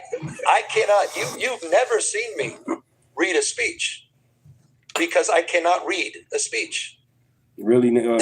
Wow. Maybe the wrong business to be in. I don't doubt that. So he can't read. He bombed on his SATs, and now he's the governor of California. Why aren't we getting our best and our brightest? Why aren't we getting more people from the business sphere? It's one of the things that I've always liked about Trump, because he actually did something before he showed up in the Oval Office, unlike the likes of Gavin Newsom or the likes of Barack Obama, community organizer that he was, or frankly, Kamala Harris, whose biggest claim to fame was dating Antonio. Okay, so you know from experience. Mm-hmm. Man. Mayor Willie Brown in San Francisco. I lived in his building. My door person once said to me, Trish, you've got to make sure. She had given me one of his parking spots. One day we had one parking spot with our place, and like briefly we had two cars, and I needed to put it somewhere. Subscribe, everybody. Good morning. I parked it there, and I get a call from her at like 8-9 o'clock at night, and she's like, you gotta move it. Like, she was frantic. She said, I just don't want you to be caught in a bad situation in the middle of the night when the mayor's ladies show up. And I'm like, what? It's more information than I needed to know. But I've always thought about that story when they tell me about Kamala Harris just a few years later, then running for presidency, and really she had no claim to fame other than being Willie Brown's girlfriend. Here we are, Gavin Newsom. He seems to be a little upset when Hannity starts picking on him. All Hannity did was, well, like many of us, look at that thing and say, Jesus, guy got a 960. on his SAT, which he thinks makes him just like many Black Americans. Like I said, if I was a Black American sitting in that room, I'd be like, you are on your own, buddy. Speak for yourself. Don't assume that about me just because of my skin color. I mean, talking about a racist thing to do, right? And that's what he's saying. And Gavin freaks out. In fact, he freaks out so much that we start hearing all kinds of obscenities out of his mouth. What is it with these lefties and their obscenities constantly? You didn't give a you-know-what about the President of the United States of America posting a video on President Obama or calling African nations you-know-what holes, but you're going to call me a racist for my lifelong struggle with dyslexia? Oh, now it's dyslexia? Spare me your fake effing outrage. You know what? Spare us. We don't really want to listen to your disgusting verbiage, Mr. Newsom. And I would highly recommend you get off the political stage before it gets really ugly for you, because as I look at Ilhan Omar and I consider that she was possibly putting all these people together, possibly her husband was actually running some kind of circus where, who knows? The allegation is that he was taking a cut of everything. When I look at the pain that she's going to be suffering and that she will go through as a result of Comer's House ethics investigation, I think about you, Gavin, and the $80 billion that has suddenly apparently gone missing through fraud in the state of California, and I think it's going to be really uncomfortable for you. I mean, just a hunch here. You're not that smart, right? So apparently you didn't even notice. Maybe that will be your plea defense. Maybe you can get out of jail faster. You say, I was just too stupid to understand any of it, Judge. Possibly. I mean, he really is quite stupid. And of course, we're not talking about the other aspects of the SAVE Act that go well beyond ID, and it goes to which is also part of Jim Crow, the history. You see, he's so stupid he has no idea how to get a birth certificate.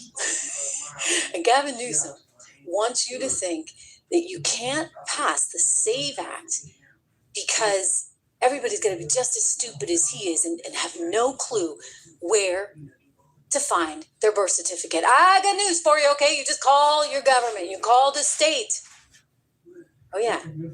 Assuming your state can get from, point A to point B in some of these democratic states, I mean, maybe he's got a point. So he's like, I can't find my birth certificate. And he's telling James Clyburn there, isn't this terrible? And then James Clyburn takes it one step further. I think they're realizing that the Jim Crow 2.0 thing is not really working, especially when the majority of Black Americans are saying, hey, we believe in voter ID.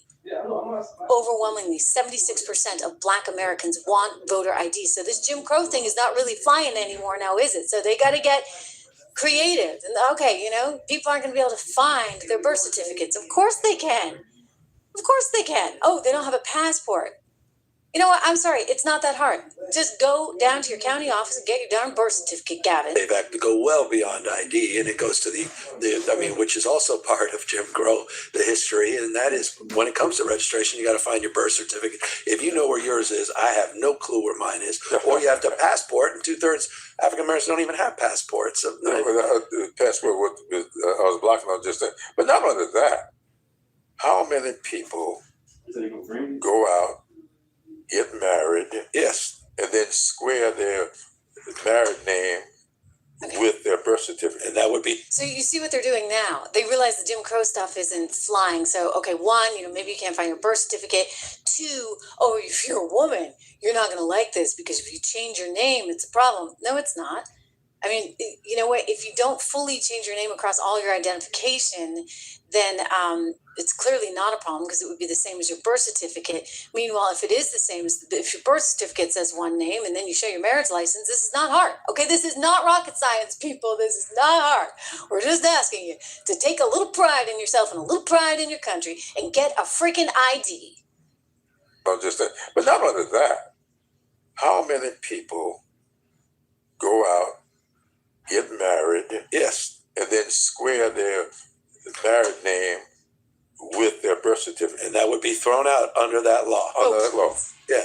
So that's what just passed the House of Representatives now needs to get the 60 in the Senate. So I like what Schumer said. Like they're coming up with every excuse in the book. Every single one. And you got to ask yourself why. I mean, you do need an ID to buy cigarettes. You need an ID to buy alcohol. You need an ID to take the library book, all right? Like, you need an ID for everything, to get on a Greyhound bus, to just fly in a plane, to check into a hotel. You need identification. This is not controversial. And the fact that you guys are sitting there on the left and trying to say nobody should have ID, and it's sexist, and it's racist, and it's this, and it's that, and I can't find my birth certificate.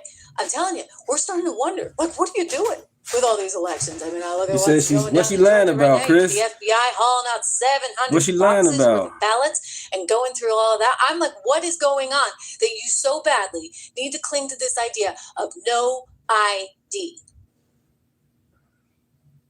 I mean, is it that important to fraudulent efforts? Because that's what we're all thinking. We can't really understand it because it's not normal. It's not practical. And you don't even have the country with you. The majority of the country, 86%, believe that we need voter ID. So who exactly are you fighting for? I guess yourselves, but again, it leads us all to say, is there some funny business going on? Because if there were no funny business, you'd be happy with ID now, would you not? Exactly. Crazy.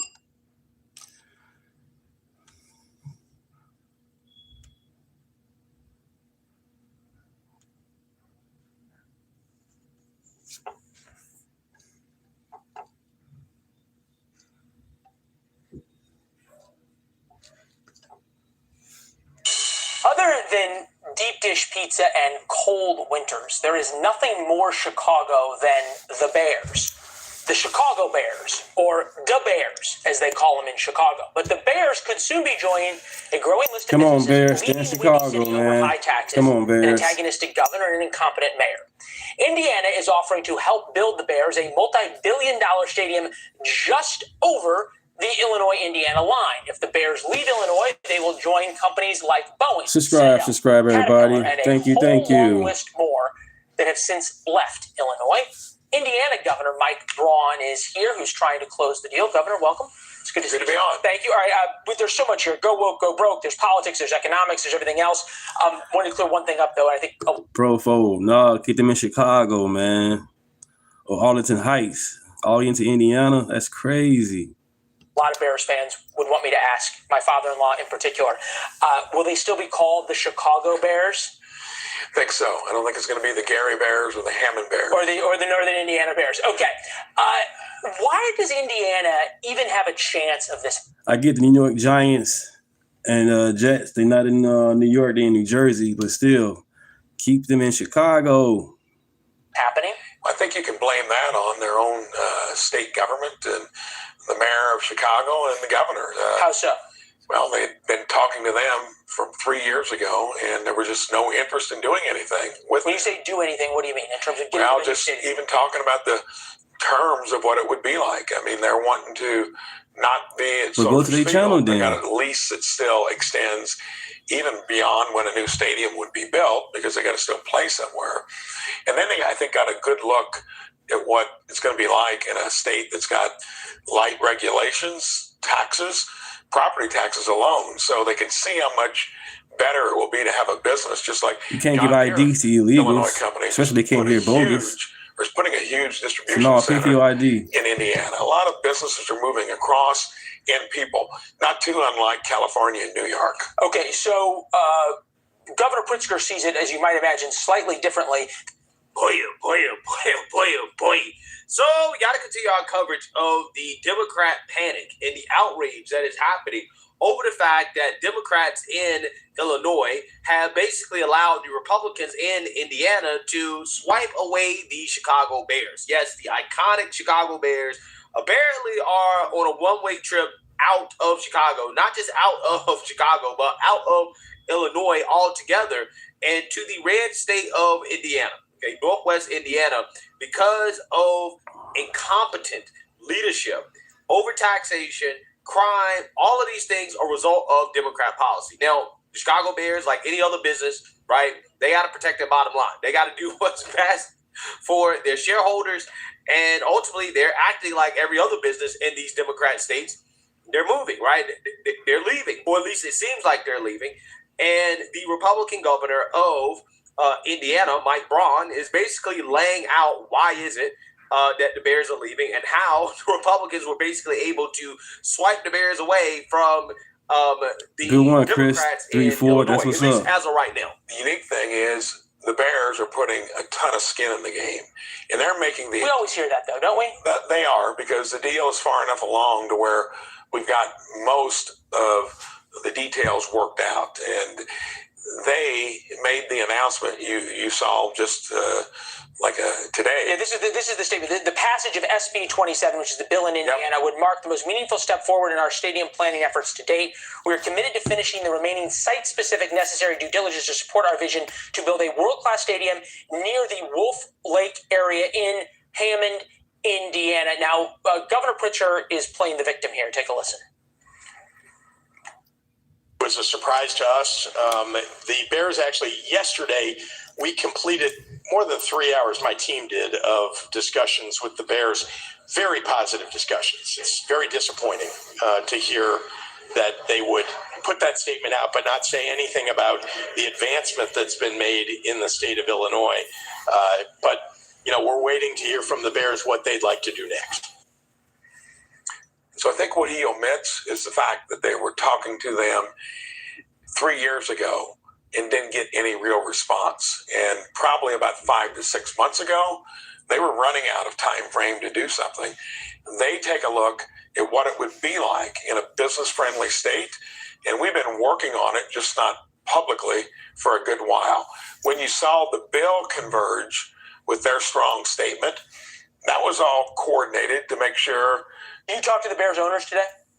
Didn't today, but my team has been talking with them up until the culmination of getting the legislation across the line in their public statement. So, all right, y'all, quick break from the show, because this is important.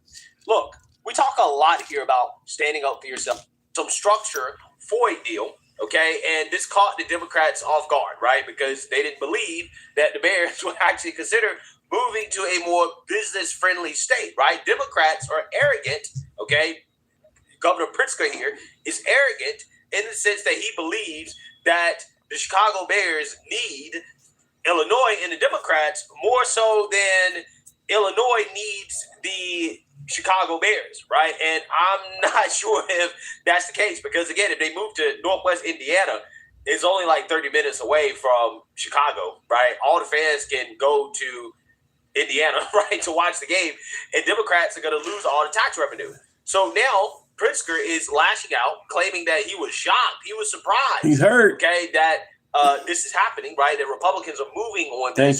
Thank you. Seem to be serious about moving to Indiana, and this is just one of a series of press conferences that he's been doing, showing that he's in full-blown panic mode about what is currently happening. So without further ado, let's go ahead and get into this. Governor J.B. Pritzker turning up the pressure on the Chicago Bears after Indiana lawmakers advanced a bill that could help fund a new stadium across state lines. Now, the governor says it is time for the Bears to be clear about their intentions and stop sending mixed signals. Our Marissa Perlman is in Oak Park hearing from the governor firsthand. Oak Park, Illinois. As talks with Indiana lawmakers continue to try to lure the Bears across state lines, the governor at a press conference here in Oak Park, Rivers Ford. Okay. for the team to be transparent, so he can. That's a nice high school, yeah, everybody. That school big The Bears and clean. to step up and kind of be public about what it is This guy here. really want. Governor J.B. Pritzker calling out the Chicago Bears after he says he was surprised by the Bears' statement. Why you in Oak lauding Park? its vision to build a stadium in Hammond, Indiana. He says team officials have since said a move across state lines is not a done deal. This after Illinois leaders preached progress. He says the team canceled a hearing set for Thursday, set to potentially advance an in-state stadium deal. The Bears have said they are committing $2 billion towards a stadium, but there is other infrastructure funding at play involved. The team wants tax breaks and $855 million in Illinois public funds to help build a new stadium in Arlington Heights. The governor has reiterated he's only committing to a deal that works for taxpayers. In light of what happened this week, I think we have to ask, if the Bears do decide to walk Would you view that as a negotiating failure on the part of the state? I view that as there is a limit to what the taxpayers of Illinois are willing to spend. It's a choice by the Bears about whether or not they want to be in the state of Illinois. I think we've had really Antonio conversations, which that's again what's is up. why I was dismayed by, the fact that they didn't even tell us they were putting it. I get that they Right, if you're a citizen, go ahead and vote. If you got your social security card, ID, legally, You know what's so vote, funny about vote, this vote. is that this guy is saying, well, there's a limit to what taxpayers are willing to pay in order to keep the Bears here, right? However, was there a limit to what taxpayers were willing to pay in order to foot the bill for illegal immigrants, right? With Preach. Pritzker and Brandon $1 billion to the illegal. That could have went to the Bears. Johnson were spending hundreds of millions of taxpayer dollars on illegal immigrants. Was there, a limit to how much taxpayers were willing to foot the bill then? The governor says the state has contributed $328 million to help manage the migrant Citizens, crisis in baby. Chicago, and he's calling on the federal government to do more, send more money, more people, and even open up its spaces. Even if it's something that's a bit inconvenient for the federal government, they need to step up to the plate. And I've said that repeatedly to the Department of Homeland Security. Welcome centers are places where migrants can go to be connected with the services and help they need when trying to settle into a new location. Now, according to the fiscal year 2025 budget, Illinois is budgeted to spend Most red states ask for IDs. It's the blue states don't ask for no in ID. 2019. The budget shows the state spent just over Me and my wife, they go $1 vote. They ain't ask for my ID. line We just gave them my address. And they just said, go ahead and vote. I'm like, wow, that's amazing. And we had just moved from Chicago to Indiana, and they asked for no ID. Just gave them my address, and we went to go vote. It's not good, y'all.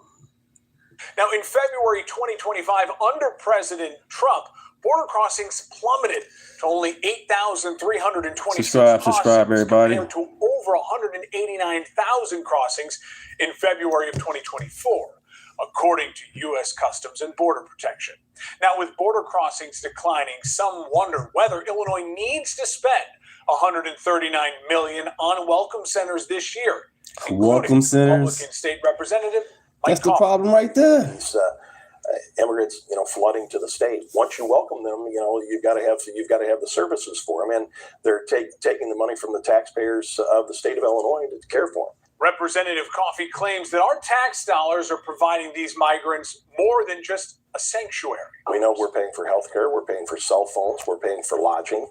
That's just the tip of the iceberg, and it's really hard to track because of the discretionary spending where it comes from. Yeah, so apparently Governor Pritzker here had no issues whatsoever spending hundreds of millions of dollars on illegals, but yet he has an issue with the Chicago Bears, who are apparently footing $2 billion to build this stadium, say, hey, can we get some tax breaks, right? We are creating some jobs. We're creating opportunities. We're bringing tax revenue to the state, okay, to the local area. Can we get some tax breaks, right? Can you promise us you're not going to jack up our taxes, right? I'm just saying, it's just funny how these Democrats, they prioritize illegals over everything, right? When it comes to illegals, they can just spend money on whatever. When it comes to business, though, right? When it comes to providing jobs, creating opportunity, economics, all of a sudden they become Grinches, right? Scrooge, right? It's amazing how that works. Absolutely amazing. Next tax hearing that was scheduled in Springfield this week but then canceled at the 11th hour has now been rescheduled for next Thursday. The governor says he's hoping for progress by then. Reporting in Oak Park, I'm Marissa Perlman, CBS News, Chicago. We want to take a look at the proposed locations for that new Bears stadium. So first, there's Soldier Field. As you know, it is right on Lakeshore Drive. That can take you north or south to any of the major expressways. A lot of fans take public transportation to the games. The CTA Roosevelt Station is about a 15-minute walk away. The red, orange, and green line trains run out of that station as well. There's also the 18th Street Station. That's for the Metro Electric line, about 10 minutes away. If we go about 20 miles southeast, east and just across the state line, here you see Wolf Lake in Hammond, where Indiana lawmakers want to build that Bears stadium. It would be right here along the Indiana Toll Road, what would no doubt become the main route for Bears fans, and it leads to the Chicago Skyway. There's also Route 20 and Route 41. Those would be major thoroughfares for Bears traffic. Metro's South Shore line runs through Hammond. The Hammond Gateway stop is just about 3 miles away. Some other attractions in the area include the Horseshoe Casino in Hammond, the Ameristar Casino, that's in East Chicago, and the Gary Chicago International Airport, where the other teams could fly into. That's just 11 miles away. And now let's go to the northwest suburbs, Arlington Heights, the old Arlington Park property. It's the racetrack, the other site for the Bears, and it is right here on Northwest Highway. Route 53 and Euclid also surround it. I-90 just to the south. Then you have Metro's Union Pacific Northwest. It has a stop right near the property where people could take that public transportation, and the site is 15 miles to O'Hare. So that is a look at all of the geography and a few of the logistics to consider as the Bears, Illinois, and Indiana ultimately try to negotiate a final deal, and we will have to wait and see what happens. Yeah, I am hoping that the Bears leave. How humiliating would that be for Pritzker, right? Who certainly is going to run for president, right? He's going to run for president. And, I mean, just to think about it at this point, right? The top contenders for Democrats, Gavin Newsom, his state is a disaster, absolute disaster.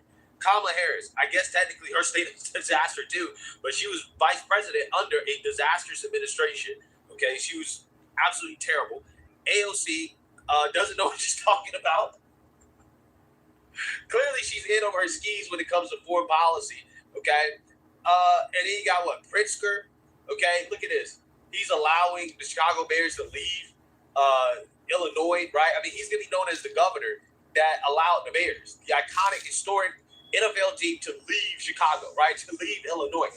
Not good, right? I mean, these Democrats, when it comes to actual track record, good morning, Tammy. Good morning. Okay, their own states, right? Their own cities, they are not looking really good right now, right? Again, this is why I don't know why anybody would trust Democrats to run this country. How? They can't run their own cities. They can't run their own states right? They just can't. So to trust them to run the country would be, it would be insane. It'd be absolutely insane. So I'm hoping that the Republicans win. J.B. Pritzker, again, he's arrogant. He knows why the Bears are doing what they're doing. They're doing what they're doing because you've been negotiating for like 3 years. And you're not being reasonable about what you're willing to do in order to keep the Bears in that state. And they're going to a state that is willing to actually cooperate. Chi-Town, what's up, DC Chi-Town? It says perfect for you. That's what's up. Get your money.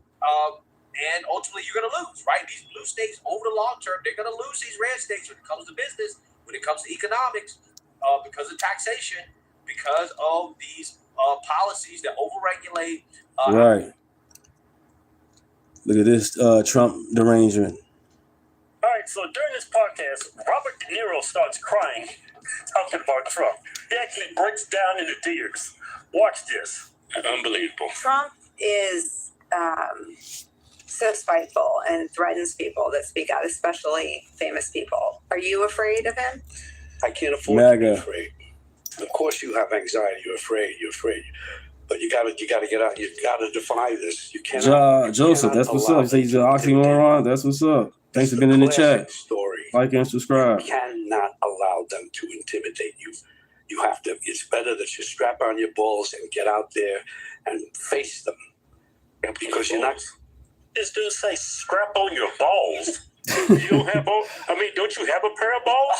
Why you gotta go to the store and buy you some strap-on balls?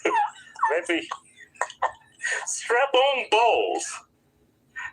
Well, he's talking about he's not scared. Can you give me an example where somebody like a celebrity or someone criticized Trump and did something horrible to them? Yeah, Trump criticizes people. He doesn't threaten people or throw people in jail, does he? I mean, I haven't heard of any time when somebody said something critical of Trump and he threw their ass in jail. Yeah, he just has a false sense of reality. Yeah. Going to win the other way. You take your lunch money on a Monday, don't think they're not going to take it on a Tuesday or a Wednesday or a Thursday, and more. The bully in the schoolyard.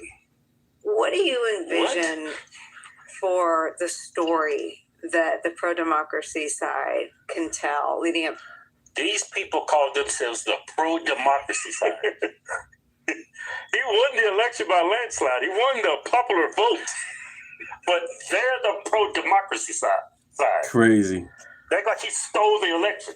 He's a king. He's a dictator. I'm starting to think something's really wrong with these people. Yeah. Thank you. The pro-democracy side can tell leading up to the elections, because the Democrats seem to still fight amongst themselves about like it's normal times. And I feel like in some ways I'm a more enthusiastic Democratic voter because I view this like Liz Cheney. I view it like Liz Cheney or Dick Cheney. Dick Cheney, the end of his life, endorsed Kamala Harris. At the end of the day, Dick Cheney understood that it was about the democracy. And I wonder... You know you're crazy when Dick Cheney is your president. Yeah. That's not a win. Yeah. Story do we tell on the pro-democracy side? The story is our country, and Trump is destroying it, and who knows what his reasons are, but it's sick, it's up. We have to save the country. I have so much respect for Liz Cheney and even Dick Cheney after I hated him for what he did. We all did. But he did what he knew he had to. That's what it is. The country sticks together. The family sticks together. When a crazy thing happens, a crazy person, an enemy, because Trump is the enemy of this country. Let's not kid ourselves. It's that simple. Everybody has to stick together to get them out and get back on track. He just called Trump an enemy of this country, which pretty much he's basically laying out in front of everybody that half of the country is an enemy of this country. Yeah. The people that voted for him. Right. It's something wrong with these people. It's us versus them. Yeah. He's a Democrat. We can all argue and fight about our little differences. And all Good that. guy Flo, she just came in. I've been like 2 hours in, recording about 2 hours. For that, right? And me going about my life is from a place of profound privilege. But my sense in just 1 year of Trump's term is that no one is safe, right? You could be just driving. How about you start criticizing me and watch what's going on? Watch the video. Well, there it is. And then, but what happened? I'm gonna chime in. I need to chime in. You could just be driving through a protest, and they're gonna cut you out of your vehicle. Can you give me an example of that? You know what? She's talking about Renee Good, but Renee Good, I mean, what happened to her was horrible, and I wish the ICE agent would have had some more restraint. Well, I want to say this before you cut me off. Renee Good was not just driving through a protest. She was an obstructionist. She was blocking ICE from doing their job. And ICE totally different. And ICE felt like she was about to run him over. Yeah, he did feel like she was about to run him over. Yeah. Happens, and if you study it, once those situations start developing and really get underway, like the Soviet Union, Eastern Europe, East Germany, then when you find yourself having to rat on your neighbor, and maybe you don't like the neighbor for something they did to you, some slight, but now you have the opportunity to tell on them. Oh, wow. And Good all of a one, sudden Antonio. That happens if you look at East Germany. Man, that's crazy. Y'all remember during COVID, you had a bunch of Democrats, like especially in California. Like if you had too many guests over your house, you could only have a certain amount of people over during COVID. Right. Democrats, hey, my neighbor's got like 10 people over his house. Right. Or somebody open up their gym. Democrats, hey, their gym's open. Good guy. So what's your opinion, then? Good guy. You in the chat. Talk about us MAGA or non-MAGA, doesn't matter. But what you got an opinion about it? What I'm showing. What's going on? Robert De Niro is trying to label us as those people. Yeah. When in all actuality, it's the Democrats. Democrats during COVID. Hey, if you didn't get vaccinated, you should go in the back of the line at the hospital. You're not vaccinated. Yeah, you just got on here. I've been talking. You just got on here. He tried to like and subscribe to Republicans, but they're the actual ones that are the real perpetrators behind this. Yeah, fascist, authoritarian. It's you guys. Yep. East Berlin, Stasi, and all that stuff. Then you see how it affects everyday working people in little communities everywhere. Trickles down to everyday life, little communities. Then it's your bakery, your convenience store, your school, your bus driver. And there's no rule of law. There's no equanimity. That's what we're talking about. Rule of law. Jack Smith trying to write what happened. You can't have. What do you mean no rule of law? Y'all the ones that's trying to protect illegal immigrants in our country, even the violent Right, just put America first. That's all you got to do. Rule of law? Y'all got the nerve to say y'all are the rule of law. You guys haven't Diddy been following Cats. the law. Oh, man, that's a good one. I never thought of that one. The rule of law. Robert De Niro. What's wrong with these people? Hey, Paul, you coming with it? They the Gestapo. They believe those lies, I guess. An administration like this that is just bent on getting even with the people in New York because of what they do or they don't respect, or now we're going to send ICE into New York. Well, that's the big test. It will not be nice. Things don't usually happen the way you think they might happen. Yeah. They go in that direction. And all I keep saying is that people have to resist. Oh, yeah. Resist. MAGA. What happened to the rule of law? Resist ICE. Yeah. Black Lives Matter. Yes, Y'all sir. resisted the law, but y'all say y'all All lives matter. Y'all epitomize the rule of law. These people, I just want to bash my head against the cement wall. When I hear them talk, I just want to, It's the only way. So I watched Sally Field name the nominees in 1981 at the Oscars. The winner is Robert De Niro. How much it changed? Yeah. I forgot my lines, so the director wrote them down for me. Dude, look like a Mexican right there.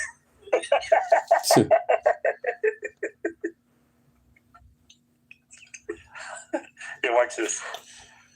Hey, silly. Thank you. You get up there, you said, I was afraid I'd forget my lines, and you thank everybody. Yeah. I mean, you're always about lifting up everybody around you, everybody. Of course. Why is that? Yeah, why is that? Oh, here we go. You have to lift people up. Why? You have to bring them together. Period. You can't divide people. Oh, man, he's acting. You can't win that way. Man. Thank you for subscribing. Thank you for subscribing. Thank you. The country, enemy of the country. You call Trump the enemy of the country. It's like these people, they give a lot of advice, but they don't. Thank you guys for subscribing. I appreciate it. Yep, appreciate it. You know what I'm saying? I'm going to talk what I need to talk. I'm not going to talk all the time because the whole point is to share information and let you guys in the chat do you guys' thing. And I'm enjoying it when I can and give you my opinion. Those in the chat tripping like that, I'm going to get rid of you. I'm here to have some fun and share. I'm not here to make you guys be a Trump supporter. I am. I like Trump. I like American first. Other than that, I'm just here to share information. Let's continue. They don't take their own advice. Yeah. Set of rules for Republicans that they want for their own constituents or the people that agree with them on they have the same opinions. It's like, right. Who's really divided? Thank you for that. Subscribing. Thank you. Why are you crying? Who's dividing who? Yeah, look, she's crying. Oh, God. You guys suck. It's a no-win situation. Good. Damn right it is. And look what we have. Look who we have there. It's almost like a destiny to have this thing there, attempting to destroy this country. This guy just said not to divide people, and he just called the president a thing. He dehumanized him. Yeah. Called him a thing. Yeah. Robert De Niro is low capacity. And maybe not even understanding why. What? So it's up to us to protect the country that we love. Yes. Man. Wow. You weren't supposed to make me cry. Thank you so much. Thank you for this. We talked about how this is the moment. This is the moment that it goes one way or the other. That's right. You think it's going the other way? That's right. That's right. You have to resist. Right. There's no easy way. It's not going to come too easy. You know, there's a time when you know in your own life, in your own survival, you better do this. You better jump and run through the fire. Because if you don't run through the fire, you're not getting out.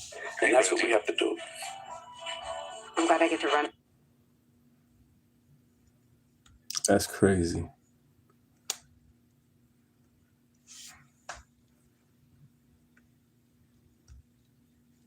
Change up.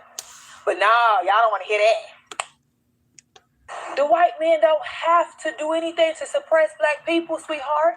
Black people are doing it all by themselves. Y'all love to try to blame the white man for everything. Let me just tell you, the white man ain't forcing you to go to the liquor store every weekend. The white man not forcing you to go to the club every weekend. The white man not forcing you to drink lean. He not forcing you to pop Percocets. He's not forcing you to have all these illegitimate kids. The white man is not forcing you to do none of it. You are willingly participating in this mess of a life. So don't sit in my face and try to tell me what the white man is doing to you. They did it to them. We the product of what they did to them. Now it's up to us to change the way we think, change the way that we eat, change the way that we do things, change the places that we go to, change the people that we're procreating with. Change. But no, y'all don't want to hear that. Y'all don't want to hear that. No, y'all want to hear some shit that's toxic. That's what y'all want to hear. Man. What's going on, everybody? Appreciate you guys pulling up today. We got a lot to get into, man. Hit the like button, share the video, subscribe to the channel. The sister that started this video off was cooking, and she's absolutely right.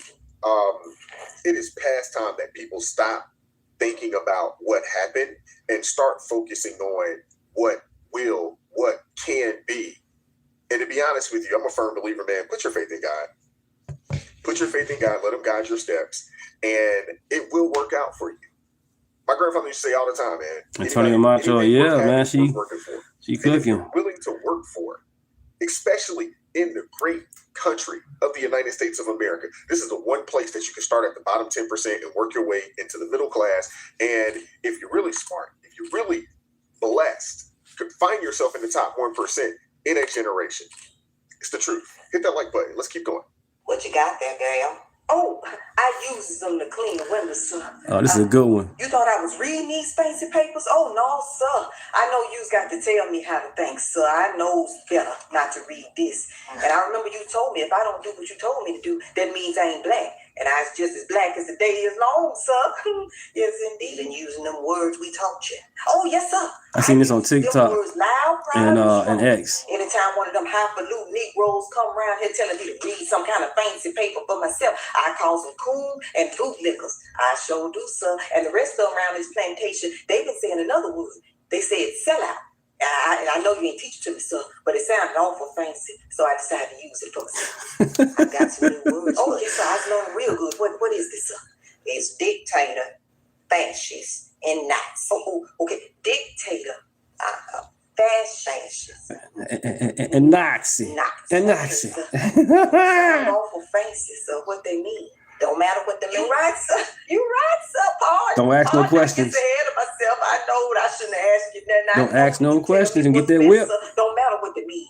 Just matters that you told me to say them, and I got to learn them real good. Yes, sir. You got them leftovers? Oh, yes, sir. We got them leftovers. We sure mighty obliged for them, sir. Yeah, Overseer Crockett, Overseer Obama, and Overseer Waters. Overseer. Sent them, sir. Because we wouldn't be able to get by without your handouts and your programs, so we can't do it on our own. Amazing. And they make sure they remind us of that. Thank you, guys. Thank you. We got some more leftovers coming. What, on the first? Oh, thank you, sir. Oh, thank you, sir, because they even told us, they talking about we got to get some identification, and we knows we can't do that on our own. And I'm right enough, we need that. Right. That's right. I appreciate you for dropping by here, letting us know that you're still thinking about us. All right. All right, sir. Thank you for dropping by. Okay. Look away. Look away. Look away. Dixieland. You know what I don't get? Everybody's crying about affordability. It's not Trump's fault. It's your state and local government fault that charge these insane taxes. That they keep voting for. Stop blaming Trump and call your city council and your mayor and your state legislature. Those are the people making it not affordable. Yo, this brother's absolutely right, but that opening skit, oh my goodness, that reminded me of the Chappelle Show, early 2000s. Oh my goodness, that sister. That reminded me of what was it, Bixby? What is it, the black white supremacists? Fire. Let me know in the comment section what were your thoughts on that. Fire. Oh my goodness. We need more. I need more. Keith, I need more of this. Phenomenal. Somebody's got to shake and wake these people up. Why not do it through comedy? Oh my goodness. That was spot on. Donald Trump, man. Ain't he something else? Yeah, y'all know President Trump, the one y'all be calling racist all the time. Right. Thank you. Did y'all see him the other day taking pictures with black people? You can't get no more racist than that. I mean, he actually touching black people. I can't. I mean, that's real racist. All up in the restaurant giving compliments to black people, getting in between them and stuff and taking pictures. laughing and telling jokes with black people. Bruh, that is some type of racism. I tell you, I can't believe this racist what he doing. Yep. And then Yep, the Antonio. racist had Yep. the audacity the other day to have black people inviting them over to the White House to have a Black History program. What? And did you see the grandma that was up there talking to the racists? The black grandma that was actually defending the racists?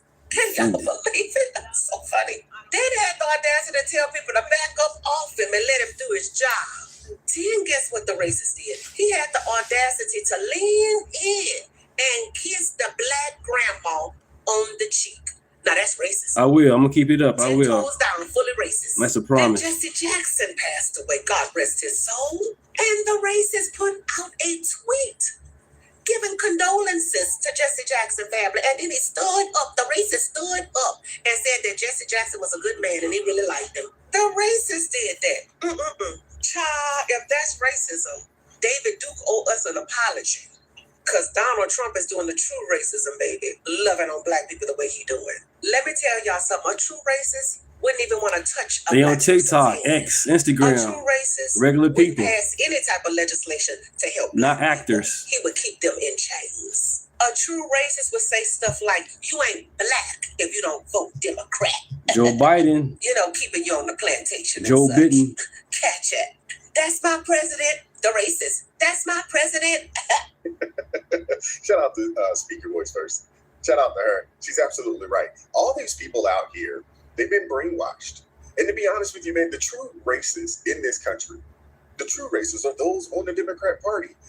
Still is today, has always been.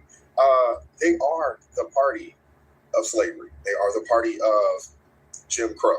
They are the party of the Triple K. They are the party of segregation in every shape, way, form, or fashion. The redlining, you name it. It's them. And now, you know, they're at a point now to where it doesn't even matter. You got black Democrats, white Democrats, they're all the same. And they all spew the same foolishness. So people need to wake up. Seriously. People need to wake up. And to be honest with you, in this country right now, it's not even about race anymore. I know Democrats, they want to keep you hung up on, you know, this race thing. They want to keep you thinking about the past. Fuck the past. Wicked, dirty past. They want to keep you thinking about it. But the truth is this. There's two races in this country. Know about it, but you gotta keep on bringing it up. Those that are a part of the kingdom and those that are not. You're either standing with light or you're standing with darkness. That's it. All this other stuff means absolutely nothing. It's about ideology and it's about the agenda. One serves wickedness. The other side doesn't. And that's really what this is about. So, you know, if you are a follower of Christ, I don't care how much melanin or how little melanin you have. If you are a follower of Christ, you are my brother, you are my sister. Simple as that. And just because you have a similar amount of melanin, that doesn't make you my brother. They're proving that on a day-to-day basis. They are. Let's keep going. So is it me or is the whole voter ID conversation? Chuck Schumer last week said that voter ID is Jim Crow 2.0. So he's suggesting that it's racist. Now, being as though we live in a society where ID is required for so many different things, why is it only problematic or racist in regards to voting? And why do black people keep allowing them to suggest that you're too dumb and too poor and too incapable and too goddamn stupid to go down to your local DMV and get an ID or a driver's license? So if voter ID is racist, then asking for ID at the bank has to be racist also, because you need an ID to open a bank account. You need an ID to enroll your children in school and daycare. You need an ID when you get a new job. Employers ask for ID from new hires. You need an ID to sign up for welfare. You need an ID to get on a plane. You need ID to walk inside of a federal building. And it's a million other things that there are ID requirements for. Why is it that voting is the only thing? This is the only argument that they can make. It makes no sense. We vote for the highest level. Is racist. If ID is racist, then get rid of ID across the board then. So if the goal is to secure our elections, right? One of the most basic, most common sense steps. Thank you guys. Let's grow. Let's is to grow. require ID when you go to vote. It's really that simple. And if you are an adult just walking around living life with no ID and have no ability to obtain one, You vote for Kamala? Oh, wow. I'm just saying, you probably don't need to be voting anyway. You need to get your life together. And if we're just being real, if we're just being honest, the reason that Democrats don't want ID is because they want illegal aliens to vote in our elections. That's why they opened the border. That's why they don't want them to leave the country. And that's why they don't want anybody having to present ID when they go into the voting booth. He's absolutely right. He said it all. I'm going to keep this thing moving because this brother checked every box. He is absolutely right.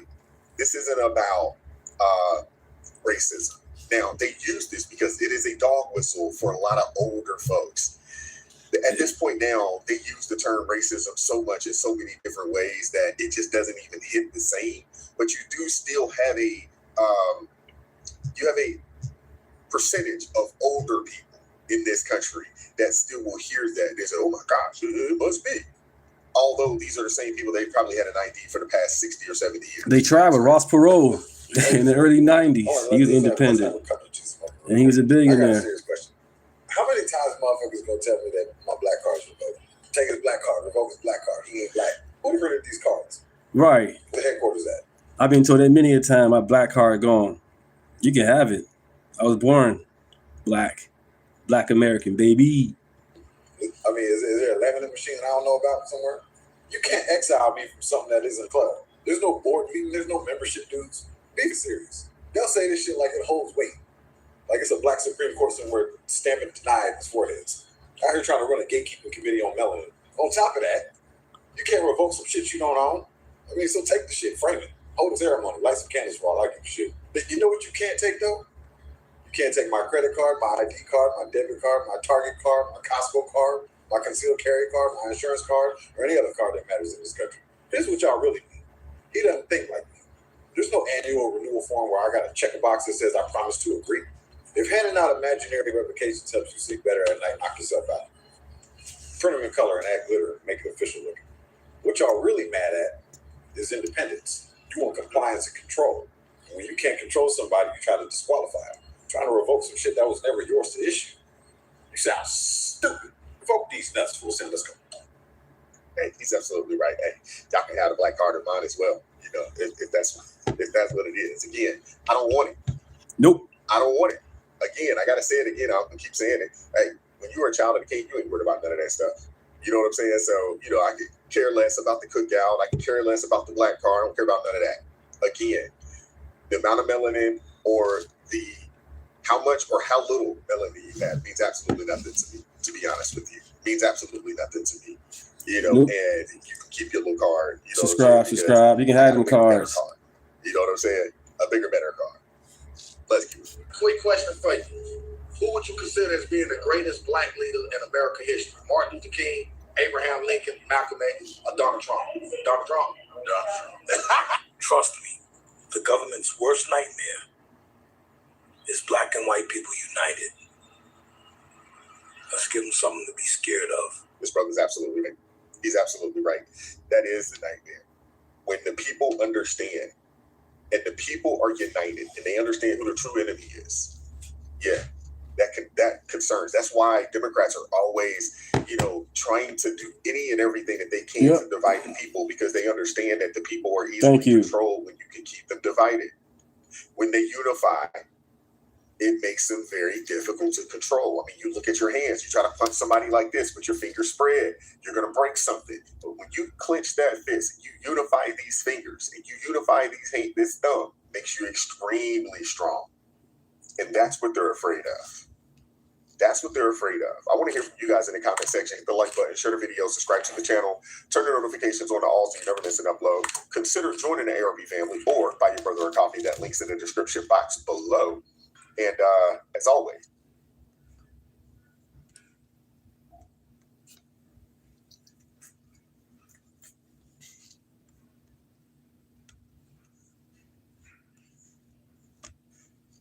It's only been a month, and New York's mayor has already brought back lockdowns. Due to these factors, we are declaring a state of emergency and instituting a travel ban. Oh, a starting travel at ban! 9 p.m. this evening and ending at 12 p.m. tomorrow. This state of emergency closes the streets, highways, and bridges of New York City for all traffic. cars, trucks, scooters, and e-bikes, with some specific So people exemptions are for trapped. essential and emergency movement. For your safety, stay home, stay inside, and stay off the roads.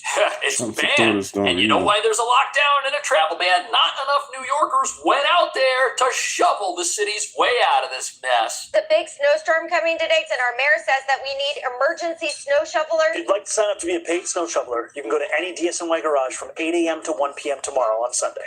Okay. I saw that the mayor said that we were supposed to report for duty between 8 a.m. and 1 p.m. today for emergency snow shoveling. Yeah, not even. Why? I think the earliest that we can put you out there is 8 p.m. tonight.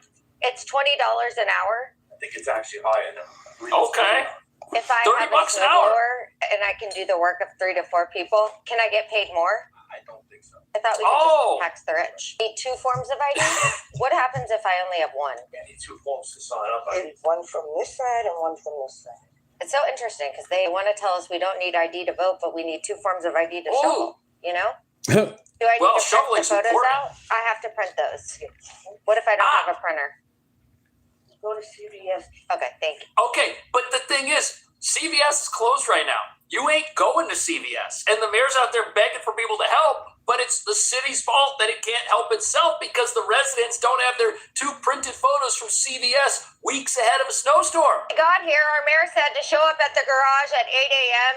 I was just told inside that I have to come back at 8 p.m. and that my shovel is outdated, but they have another one waiting for A me. new model. New model. They're going to Nice. hold on to it for me. I have to come back. That's cool. With the proper attire, 2 You get a forms of shovel. ID, a social security card, 2 photos printed out. Wow. Get paid $30 an hour.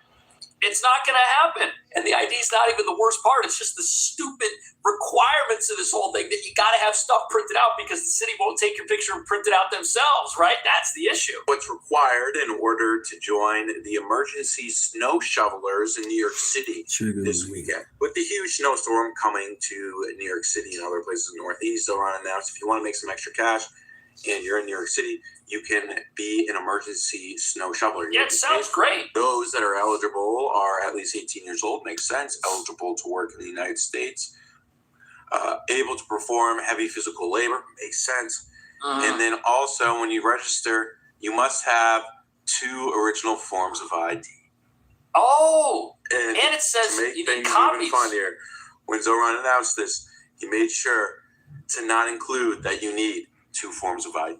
Vans and 2 DSNY buses to transport shovelers where they're needed faster. And for those who want to do more to help your neighbors and earn some extra cash, you too can become an emergency snow shoveler. Just show up at your local sanitation garage between 8 a.m. and 1 p.m. tomorrow with your paperwork, which is accessible online at nyc.gov/snow. Yeah, he didn't mention what the paperwork was. This announcement made it sound like people could just go out there and be helpful and help their community. Wow, that's petty, bro. That's real petty about Laken Riley. You thought she should have stayed at home? She can't go jog, mind her own business? That's petty. The ability to print photographs. How am I supposed to go become a snow shoveler even if I have a shovel and am willing to work and could get a job with my ID and my social International, I security think you number? want this tariff check. You want the check. As MAGAs, we ain't talking about no check. Every person that's Democrat got left came out to talk about the stimulus check. Y'all hate Trump, but y'all want his money or his check with his name on it. See, this is more requirements to work for the city than to work at a private business. And the entire city has essentially been paralyzed. Look at that tree that just fell down. That's going to take out people's power lines. There's going to be people living in the dark. Look, they got the fire department out there. That's good that they're at least out there, but that Only the Democrat Party and liberals come out to those on tariff checks. this other one. Okay, That's a good amazing. thing. But this place has failed to operate. Look at this. You cannot drive down the street. Can't take a bike. There goes the idea to save the environment, ride around a city e-bike.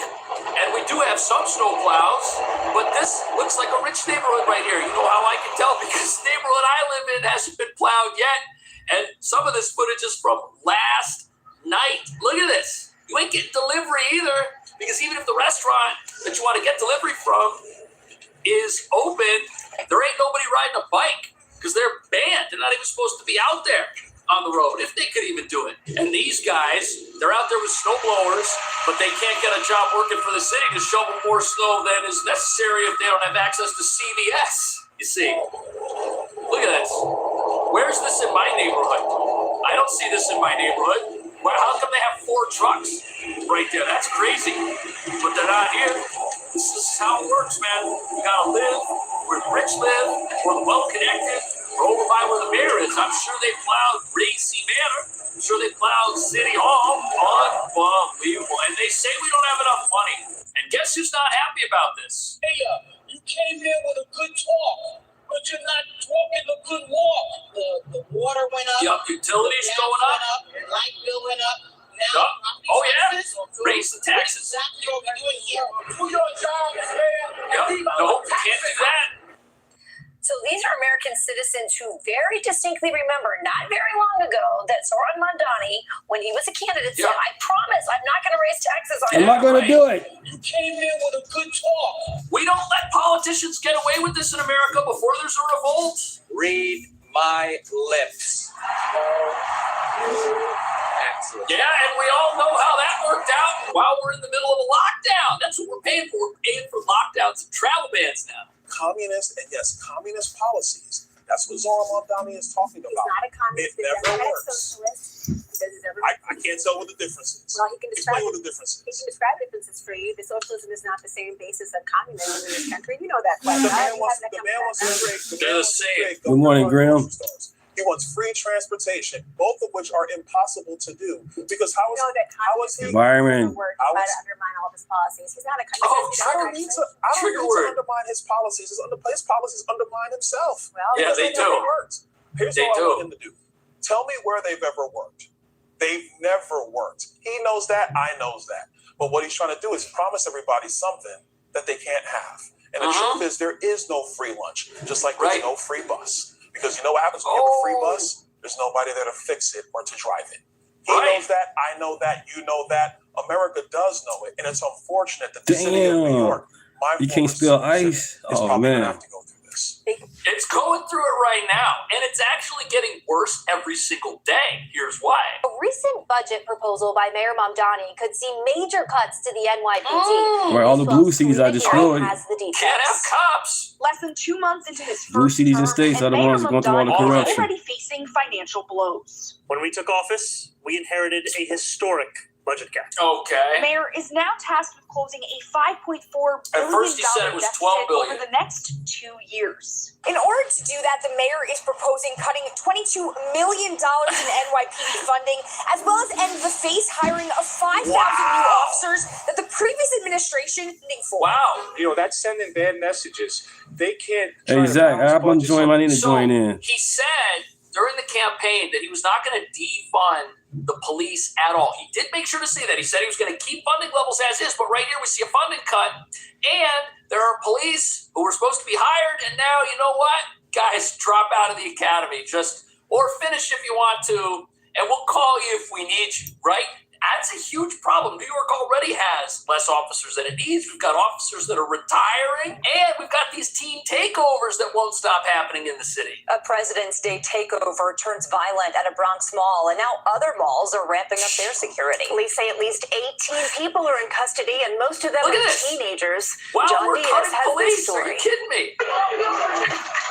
Get out of here. That sound is glass breaking after someone is seen throwing an object into Munchie's Deli on Manchester Avenue. Just one of the chaotic moments that erupted in and around the Bay Plaza Mall Monday afternoon.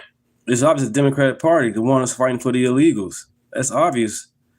Soon everybody that's black and brown start voting for Trump, bring in the illegals, and that's what's going on. Trying to replace our votes. That's not cool. I don't understand how y'all don't get that. They tried to break in. We closed the door and we tried to avoid Breaking that. into a deli. Call 911. The manager, who didn't want to show his face, says the situation quickly spiraled out of control and fear set in. It's like over 300 kids. 300 people breaking windows, destroying businesses. And you know what? Let's cut the NYPD funding. Let's cut that. Good one. So that we could pay for all the other stuff we want to pay for. We got $1.2 billion lined up for people that are in New York illegally. They're going to get the money. The police can't have the money. And who? That's crazy. I saw all these videos of good information and you guys going against it. And then you go against it, you have no talking points about it. I don't get it. That hurts businesses. These Like, people are now being exactly. What's taxed going twice. on? They're going to be taxed if they're millionaires. International, what's They're going going on? to be taxed again by the crime tax that comes from just being here. But just before we continue, you may have seen the conversations online lately about how censorship is back. And it's happening everywhere. Platforms are controlling narratives and they're pushing the stuff they want us to see. We need to fight back. And Rumble is the only company that has stood the test of time and deserves our support. On the one side, Rumble is challenging big tech censorship, but on the other side, they have introduced something that will give us protection from the big banks shutting us down. Banks can cancel. Okay, but whose fault is that? Is that the fault of Facebook or Instagram or wherever this happened, or is that the fault of our city? How you doing, Jay? Laws that don't punish people that want to commit crime, and for Is that my sister, Jalen? What up, sis? How you doing? to arrest them. Look at all these police patrolling this McDonald's right here. That's wild. They can't go solve other crimes. There is now an opportunity for criminals to go to wherever those police were and commit crime there because we don't have enough police. We got to just move them around. We're just rearranging deck chairs out of sinking ships. And one adult to organize and... Sis, I'm glad you're in the chat. How's everything going on there? You in Texas, right? create chaos. That's just not okay. No. All I heard was screaming. Now, there's still no clear reason why these kids decided to do this, but police are speculating it's due to the warmer weather and also no school. What do you mean warmer weather? If 45 degrees triggers the mobs of 300 people to go and destroy an entire shopping mall, what's going to happen when it's, you know, a nice 75 degrees on a spring afternoon? What's going to happen then? You better put your seatbelt on. You ever seen a piranha eating food? For one attack, they all come to piranhas. That's exactly what happened. He called them Stephen Estrella piranhas. handles security at Five Below. He Below? says he had to keep the doors locked to prevent damage. Look at As this. the group made repeated attempts to get inside. They try to get There you go. rounds. Take it Running to nearby Yonkers. So you in Texas? How was Texas going on down there with this whole Jasmine Crockett situation, sis? What you guys say about it in Texas? This is my sister Jalen in the chat, everybody. My little sister.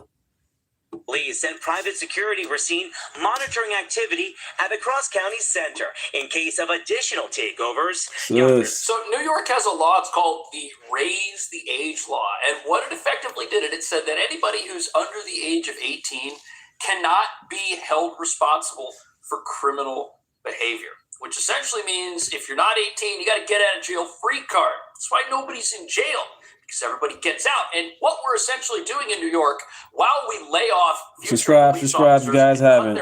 Subscribe. right now, is we're teaching people how to become career criminals. You got somebody who's, you know, between the ages of 14 and 18, they're going to have a bachelor's degree in crime. But let's get an update from the mayor on the snow response. See how we're doing. We are seeing the first blizzard our city has seen since 2016. What about and the one right 2 now, weeks the most ago? Up-to-date figures are giving us estimates of between 90 to 21 inches citywide, with certain localized areas up to about 22 inches. As of 5:30 a.m. this morning, the incredible men and women of DSNY had. Are you voting for it, sis? 99.3% Oh, wow. of all of our city roads. Except where I live. Well, good luck on that one, sis. New Yorkers can't stay up to date on that through Plow NYC. Mayor, you decided to close the schools today, no remote learning. When do you think you're going to be able to make a decision about schools tomorrow? It's Or already have you been made that made. decision? Can't get down the street. We haven't yet. You say made that she's decision. We will be communicating. So she says she's dealt with the community need for Texas. What she have done for Texas since she's been down there? For what I've seen, all she's been doing is loud talking and bashing Trump. Has she passed any bills, any laws down there? Is her business even successful? Because you live in Texas. Because other than that, what I've seen, she's trash. I won't vote for her. That, however, to families as well as students and staff sometime in the afternoon. We're doing everything we can right now to respond to the storm and make sure that we're putting you back. Yeah, see, the news is bringing it up. They're like, look, buddy, we just had a storm. We just had a massive storm, and you're facing some criticism from that one. Did you have time to learn any lessons, and how are you implementing those lessons right now. You were going to do things a little better, a little differently this time around. So what are some of those things that you guys did differently as you're addressing this storm?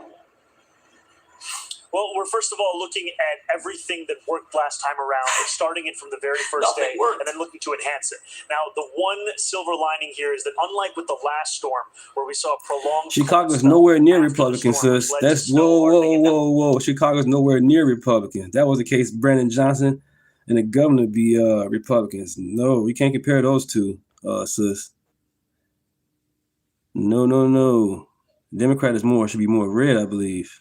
Ice. What we're seeing now, however, is that we expect temperatures to get into the 40s sometime in midweek. So what we're going to do differently is we're going to have different weather. The weather is going to come in and clean up the mess for us. That's the plan. And you think Jasmine Crockett's the best for the state? Oh, wow. Melting the snow, as opposed to last time we had literal snow melting operations in every single pray for the best. City.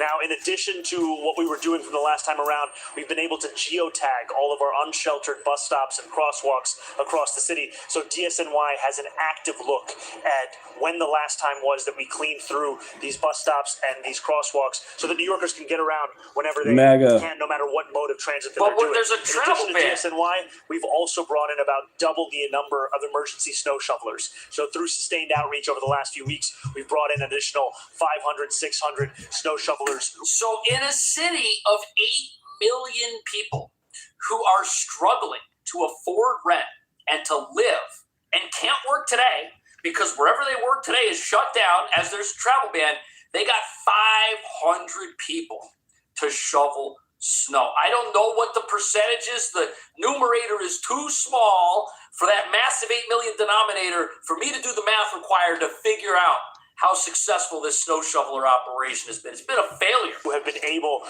to clear a first pass, at least, of more than 1,000 crosswalks last night, around 400 fire hydrants, and about 800 to 900 bus stops across the city. Mr. May, if I could ask you about the it's only the city infrastructure they're even paying to clear, not the private businesses. What steps were taken this time around? You say you can't read. If you can't read, how you responding to your questions? You can't read. Yeah, are they going to help the homeless this time? So a number of things. We have hundreds of outreach workers who are traversing every single one of the 5 boroughs. They were there last time. Not just today, but in the days prior. And what they're doing is connecting homeless New Yorkers with shelter and safe haven. We have warming buses, warming spaces, warming sites. These are the repurposing but how do they city infrastructure. Get around whether it's more than 10 schools, whether it's more than 10 health and hospital sites. Yes, but the thing about Chicago, they still vote and blew them out of the hood for the last, 60 years, if not longer than that. As of this morning. Now, the importance of this is that homeless New Yorkers, they need to be given a number of different options to come inside. It can't just be a one-size-fits-all approach. So in addition to this, we've also added more than 100 beds to a shelter that we had recently opened up in Upper Manhattan to ensure we have the additional capacity. Now, but what we're not talking about here is doing what you or I would do if we had a friend who lived on the street. We had a friend that lived on the street or a family member. We wouldn't allow that person to decide to stay there. We wouldn't give them options and say, hey, man, do you want to come inside? It's going to be freezing out. There's a snowstorm. What do you think? And then, no, I'm going to stay. Like, we wouldn't accept that answer. We would have an intervention. We would get our friends and our other family members to haul that person indoors and warm them up and take care of them and treat them humanely because they're out in this very dangerous situation. Right. They don't subscribe, everybody. Good morning. That's not part of the humanity that we're extending to each other in this city anymore. Now, beyond this, what we've also done is ensure that on our Link NYC kiosks across New York City, the free there's Wi-Fi. a list of where all those warming centers are so that homeless New Yorkers, as well as New Yorkers who see someone in need, have a quick and easy way to access that. Quick and easy. And Mayor, final question for you. Just as this storm kind of winds down here over the next couple of hours, do you have any timelines as far as when bans will be lifted? Yes, sis, do more research, sis. I'm not here to tell you to vote for it. That's your vote. You're a grown woman. Great question. But do more research. So right now we have the travel ban in effect until 12 p.m. and a large part of that is not just the snow, but the combination with 40 to 60 miles per hour and wind gusts and just how hazardous it makes it for driving conditions as well as for New Yorkers who are outside for any other reason.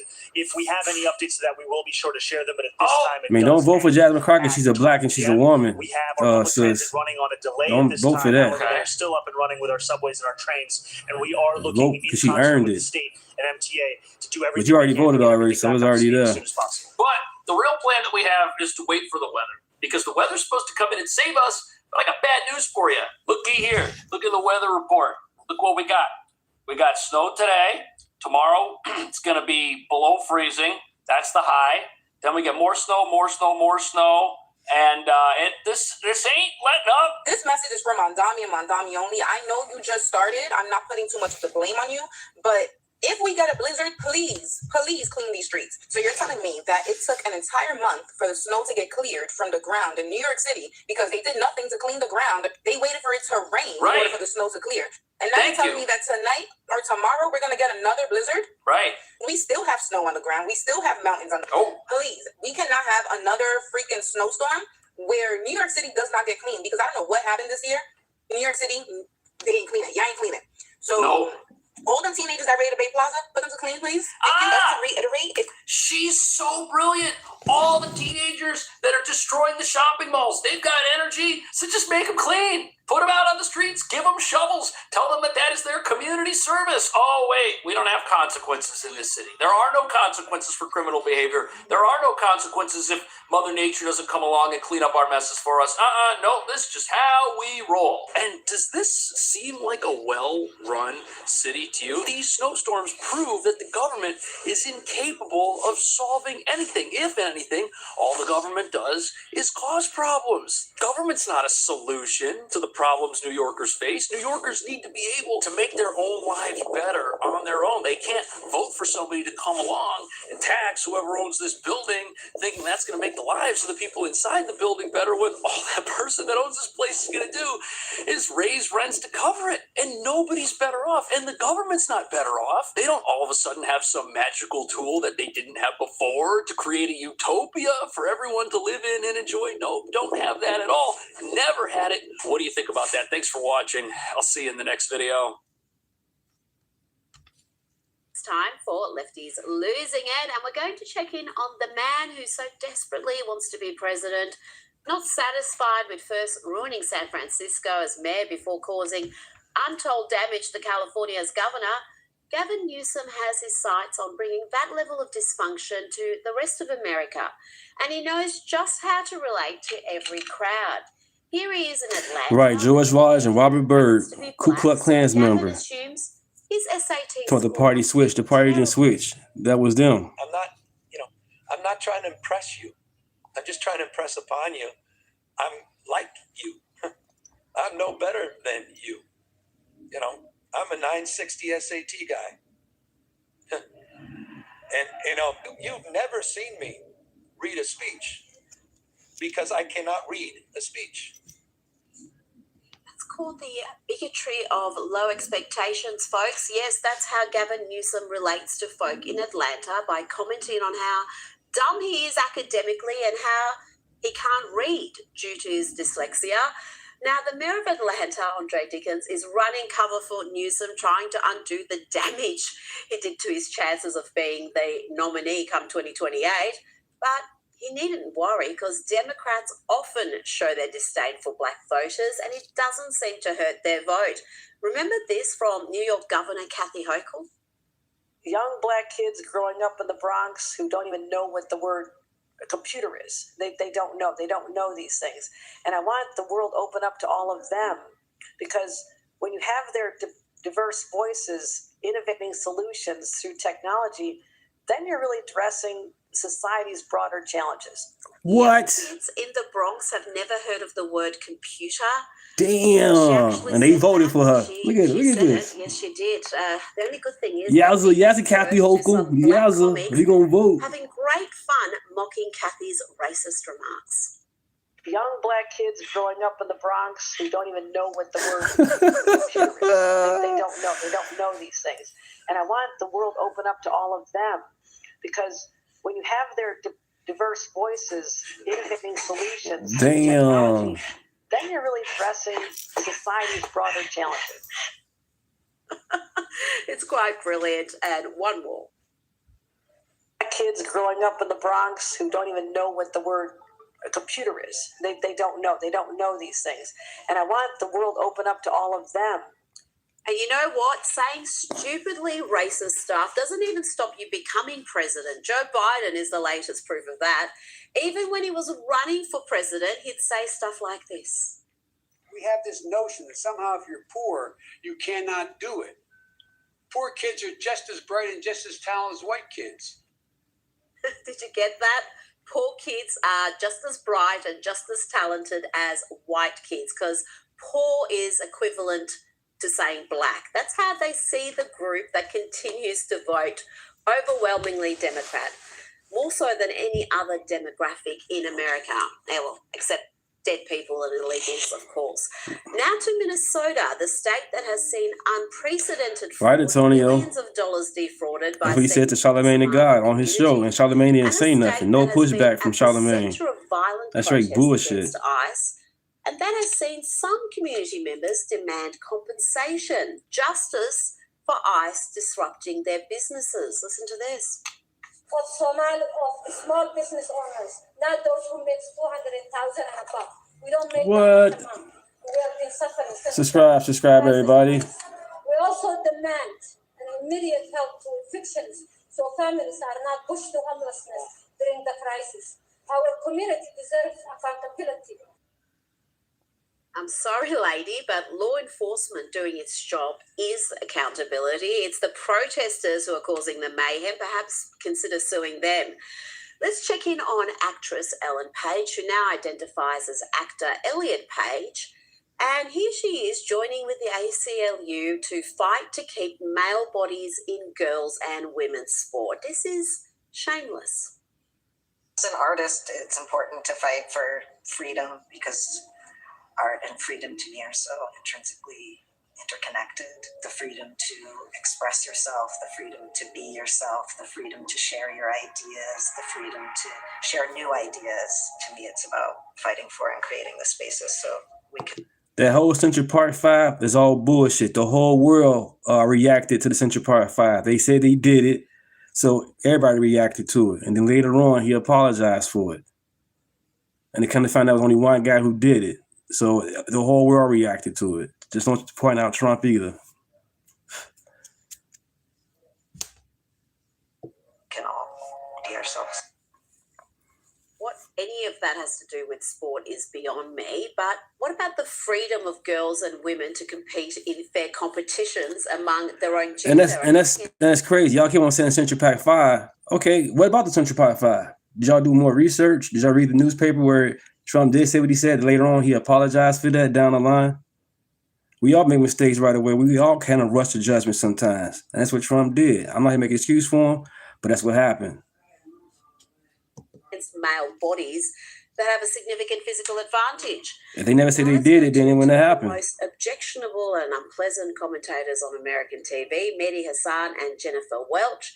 Here they are together hating on the one regular conservative on CNN, Scott Jennings.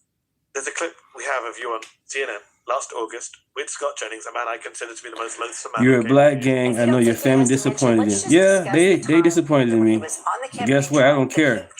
It's all about God. As long as I don't disappoint God, I'm all good. I don't think there would be next year. Picking up his mug and How am I making an excuse for Trump? You guys talking about the Central Park 5. And y'all to say it's Central Park 5. That's it. Nothing else behind it. I'll give you contents behind it, facts behind it, and you don't like that.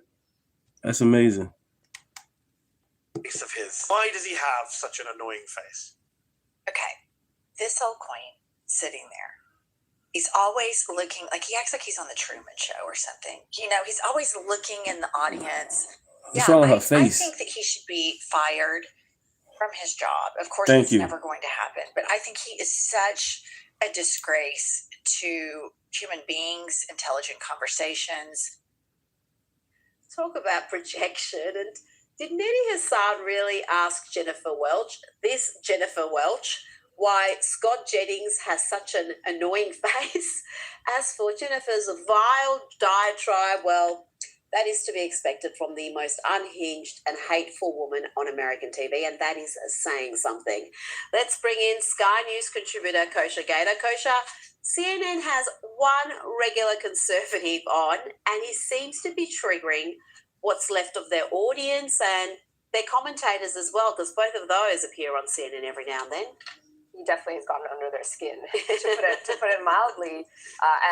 That was funny. The image that you showed there, I think maybe somebody will give both of them a mirror, and I mean that not in terms of physicality, but the fact that they are very annoying to half the country as well. And it's above her pay grade anyway, management decisions about what talent is on air or off air. One other quick point, too, I would make is the podcast universe is really interesting because you riff, you just have conversation. And for people that are very scripted and in their bubbles and not interacting with people from the other side of the country, it really doesn't set them up well because she's just saying that stuff the way she might.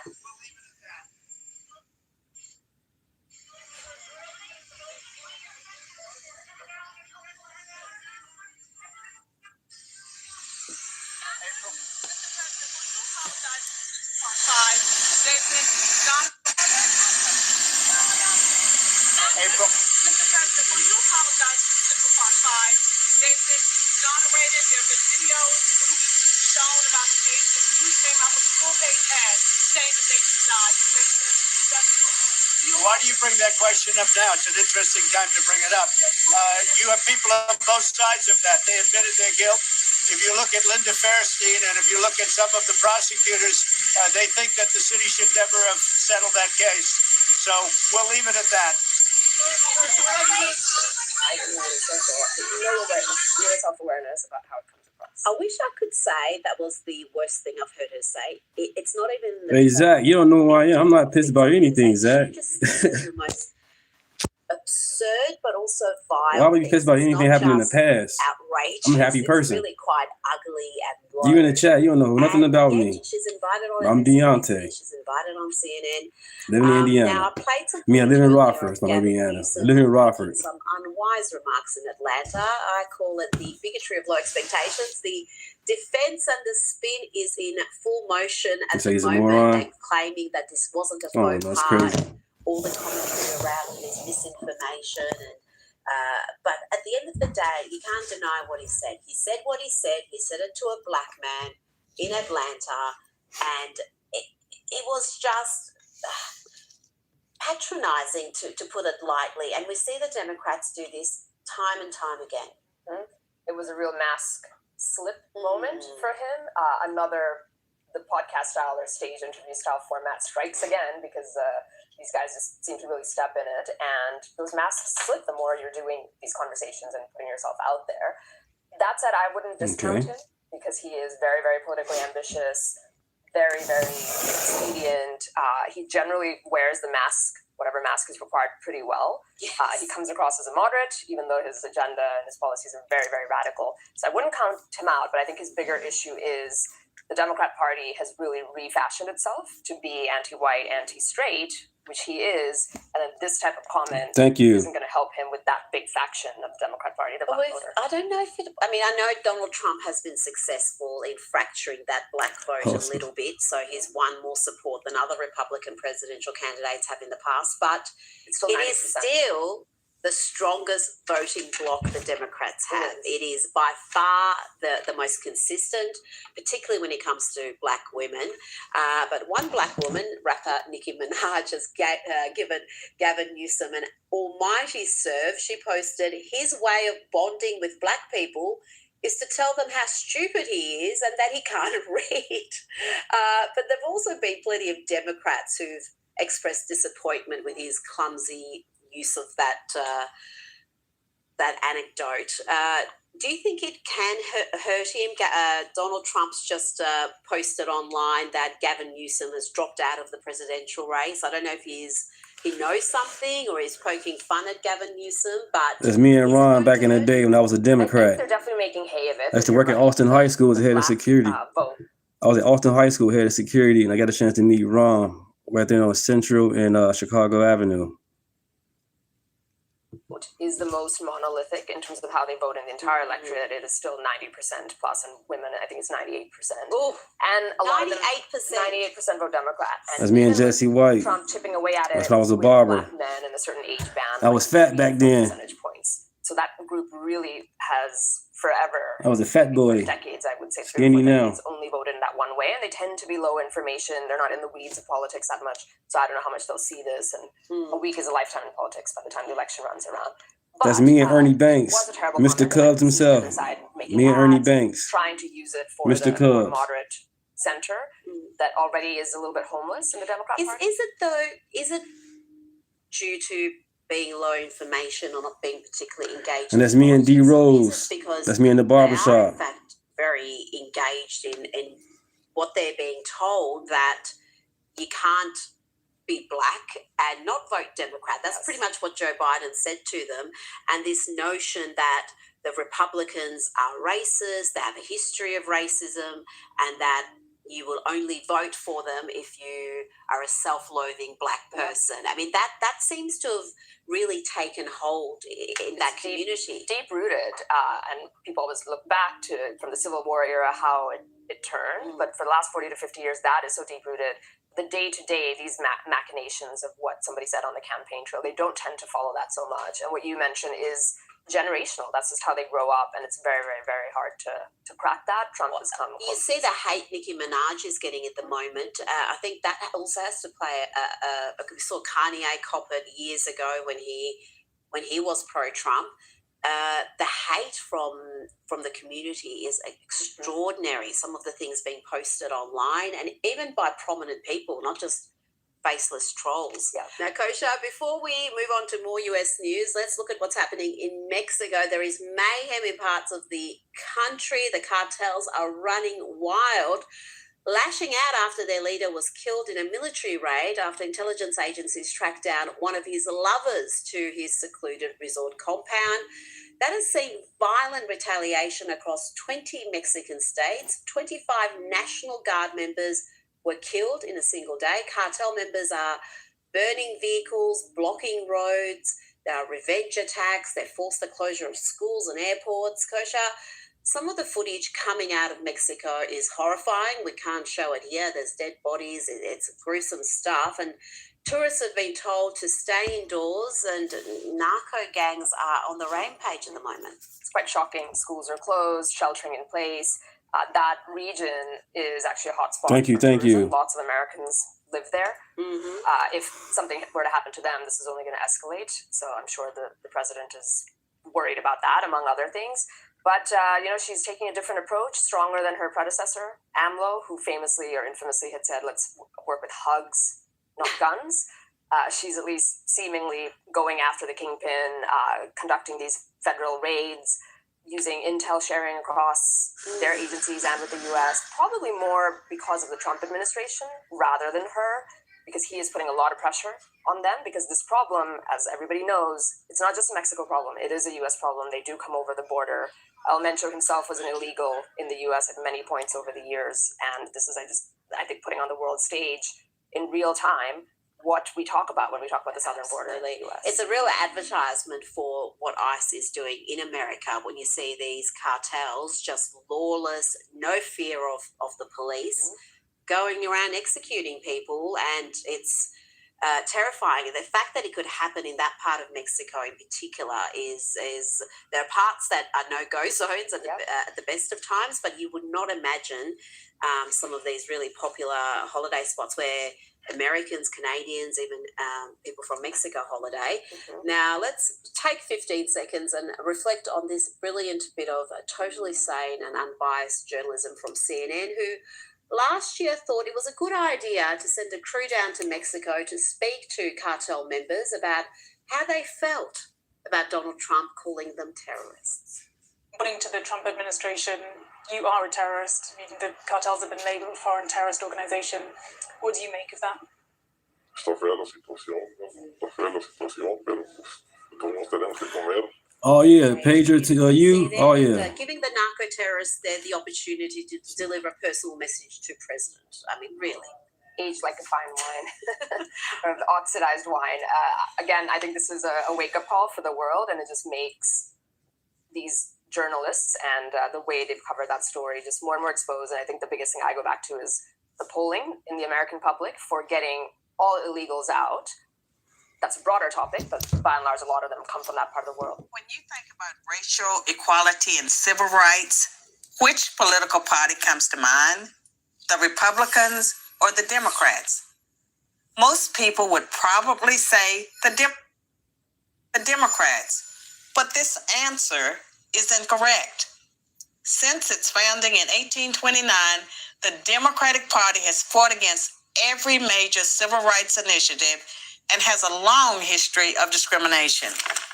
The Democratic Party defended slavery, started the Civil War, opposed Reconstruction, founded the Ku Klux Klan, imposed segregation, perpetrated lynchings, and fought against the Civil Rights Acts of the 1950s and 1960s.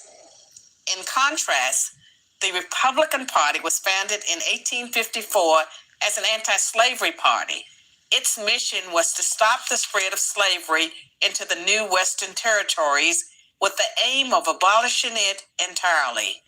This effort, however, was dealt a major blow by the Supreme Court in the 1857 case Dred Scott versus Sandford. The court ruled that slaves aren't citizens, they're property. The 7 justices who voted in favor of slavery, all Democrats. The 2 justices who dissented, both Republicans. The slavery question was, of course, ultimately resolved by a bloody civil war. The commander-in-chief during that war was the first Republican president, Abraham Lincoln, the man who freed the slaves. 6 days after the Confederate Army surrendered, John Wilkes Booth, a Democrat, assassinated President Lincoln. Lincoln's vice president, a Democrat named Andrew Johnson, assumed the presidency. But Johnson adamantly opposed Lincoln's plan to integrate the newly freed slaves into the South's economic and social order. Johnson and the Democratic Party were unified in their opposition to the 13th Amendment, which abolished slavery, the 14th Amendment, which gave blacks citizenship, and the 15th Amendment, which gave blacks the vote. All 3 passed only because of universal Republican support. During the era of Reconstruction, so we're not going back to Africa. Stationed in the South helped secure rights for the newly freed slaves. Hundreds of black men were elected to Southern state legislatures as Republicans, and 22 black Republicans served in the U.S. Congress by 1900. The Democrats did not elect a black man to Congress until 1935. But after Reconstruction ended, when the federal troops went home, Democrats roared back into power in the South. They quickly reestablished white supremacy across the region with measures like black codes, laws that restricted the ability of blacks to own property and run businesses, and they imposed poll taxes and literacy tests used to subvert black citizens' right to vote. And how was all of this enforced? By terror, much of it instigated by the Ku Klux Klan, founded by a Democrat, Nathan Bedford Forrest. As historian Eric Foner, himself a Democrat, notes, in effect, the Klan was a military force serving the interests of the Democratic Party. President Woodrow Wilson, a Democrat, shared many views with the Klan. He resegregated many federal agencies and even screened the first movie ever played at the White House, the racist film, The Birth of a Nation, originally entitled The Klansman. A few decades later, the only serious congressional opposition to the landmark Civil Rights Act of 1964 came from Democrats. 80% of Republicans in Congress supported the bill, less than 70% of Democrats did. Democratic senators filibustered the bill for 75 days until Republicans mustered the few extra votes needed to break the logjam. And when all of their efforts to enslave blacks, keep them enslaved, and then keep them from voting had failed, the Democrats came up with a new strategy. If black people are going to vote, they might as well vote for Democrats. As President Lyndon Johnson was purported to have said about the Civil Rights Act, I'll have them voting Democrat for 200 years. So now, the Democratic Party prospers on the votes of the very people it has spent much of its history oppressing. Democrats falsely claim that the Republican Party is the villain, when in reality, it's the failed policies of the Democratic Party that have kept blacks down. Massive government welfare has decimated the black family. Opposition to school choice has kept them trapped in failing schools. Politically correct policing has left Black neighborhoods defenseless against violent crime. So when you think about racial equality and civil rights, which political party should come to mind? I'm Carol Swain, professor of political science and law at Vanderbilt University for Prager University. Thanks for watching. To keep our videos free, click here. Absolutely. That shift has been remarkable just in the last 10 years. It was not a majority viewpoint, and now it is 80-20. Get them all out. And this is one layer, the most vicious layer in that public discourse. And these journalists are way, way behind the times. And talking about activist journalists and reports that haven't aged well, here is the Canadian Broadcasting Corporation. Subscribe. Thank you, guys. To Mexico over America. Let's have a look at that report together with some recent footage out of Puerto Vallarta. Bert and Marilee Mollard are getting advice from their travel agent on where to travel this winter. So, have you guys decided on where you would like to go? Well, on the bucket list is Puerto Vallarta. The Manitoba couple usually spends weeks or even months at a trailer park in Westlaco, Texas, but not this year. Since the election of Trump and the insults that he placed on our country, 51st date and all of that garbage, we decided that, no, we're not going to spend money down there. Yeah, there's tons to do in Puerto Vallarta. There's tons. And in all around that whole area. So you won't be bored. Yes, there is tons to do there, like stay in your hotel and hope it's not overrun by narco-terrorists. The eagerness to slam the US to make it out to be unsafe for travellers, we see that right here in Australia, particularly in the UK. The delusion is extraordinary. They've even issued travel advisories along the way about going to America. Canada has bigger problems. Yes. This week, they should focus on the curling scandal. They should focus on the fact that they lost, not to gloat, but they lost to the American hockey team.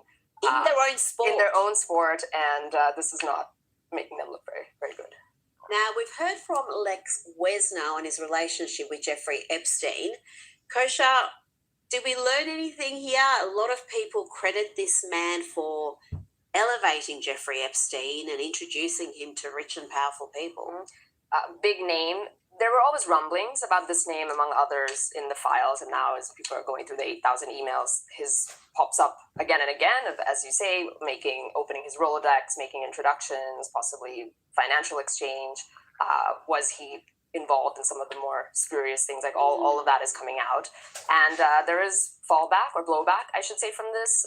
Full disclosure, my alma mater, Ohio State, because I'm from Ohio, I went there, has many buildings that he was a donor of and have his name emblazoned on them. And now there's pushback from the Nursing Association and others to try and take his name down based on what's coming out of these emails. Absolutely. They've got protests in the snow as we speak. It's time for Lefties Losing It, and we're going to check in on the man who so desperately wants to be president, not satisfied with first ruining San Francisco as mayor before causing untold damage to California's governor. Gavin Newsom has his sights on bringing that level of dysfunction to the rest of America, and he knows just how to relate to every crowd. Here he is in Atlanta with the mayor, who happens to be black, so Gavin assumes his SAT score must be terrible. I'm not trying to impress you. I'm just trying to impress upon you. I'm like you. I'm no better than you. I'm a 960 SAT guy. And, you've never seen me read a speech because I cannot read a speech. That's called the bigotry of low expectations, folks. Yes, that's how Gavin Newsom relates to folk in Atlanta by commenting on how dumb he is academically and how he can't read due to his dyslexia. Now, the mayor of Atlanta, Andre Dickens, is running cover for Newsom, trying to undo the damage he did to his chances of being the nominee come 2028. But he needn't worry because Democrats often show their disdain for black voters and it doesn't seem to hurt their vote. Remember this from New York Governor Kathy Hochul? Young black kids growing up in the Bronx who don't even know what the word a computer is. They don't know. They don't know these things. And I want the world open up to all of them because when you have their Amazing. diverse voices, Subscribe, everybody. Thank you. Technology, then you're really addressing society's broader challenges. Young kids in the Bronx have never heard of the word computer. She actually said that. She said it. Yes, she did. The only good thing is that did give birth to some black comics having great fun mocking Kathy's racist remarks. Young black kids growing up in the Bronx who don't even know what the word Bear, thanks for subscribing, Bear. Thank you. They don't know these things. Jay. And I want the world open up to all of them, because when you have their diverse voices, innovating solutions through technology, then you're really addressing society's broader challenges. It's quite brilliant. And one more. Kids growing up in the Bronx who don't even know what the word a computer is. They don't know these things. And I want the world open up to all of them. And you know what? Saying stupidly racist stuff doesn't even stop you becoming president. Joe Biden is the latest proof of that. Even when he was running for president, he'd say stuff like this. We have this notion that somehow if you're poor, you cannot do it. Poor kids are just as bright and just as talented as white kids. Did you get that? Poor kids are just as bright and just as talented as white kids, because poor is equivalent to saying black. That's how they see the group that continues to vote overwhelmingly Democrat, more so than any other demographic in America. Well, except dead people and illegals, of course. Now to Minnesota, the state that has seen unprecedented fraud, billions of dollars defrauded by segments of the Somalian community, and a state that has been at the centre of violent protest against ICE, and that has seen some community members demand compensation, justice for ICE disrupting their businesses. Listen to this. Of small business owners, not those who make 200,000 and above. We don't make that much amount, and we have been suffering since the crisis of ICE. We also demand an immediate help to evictions, so families are not pushed to homelessness during the crisis. Our community deserves accountability. I'm sorry, lady, but law enforcement doing its job is accountability. It's the protesters who are causing the mayhem. Perhaps consider suing them. Let's check in on actress Ellen Page, who now identifies as actor Elliot Page. And here she is joining with the ACLU to fight to keep male bodies in girls' and women's sport. This is shameless. As an artist, it's important to fight for freedom, because art and freedom to me are so intrinsically interconnected. The freedom to express yourself, the freedom to be yourself, the freedom to share your ideas, the freedom to share new ideas.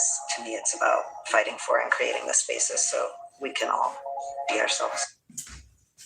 What any of that has to do with sport is beyond. It's an extended version of what the other video didn't show. And women to compete, so I'm not replaying the same thing over, actually. Among their own gender and not against male bodies that have a significant physical advantage.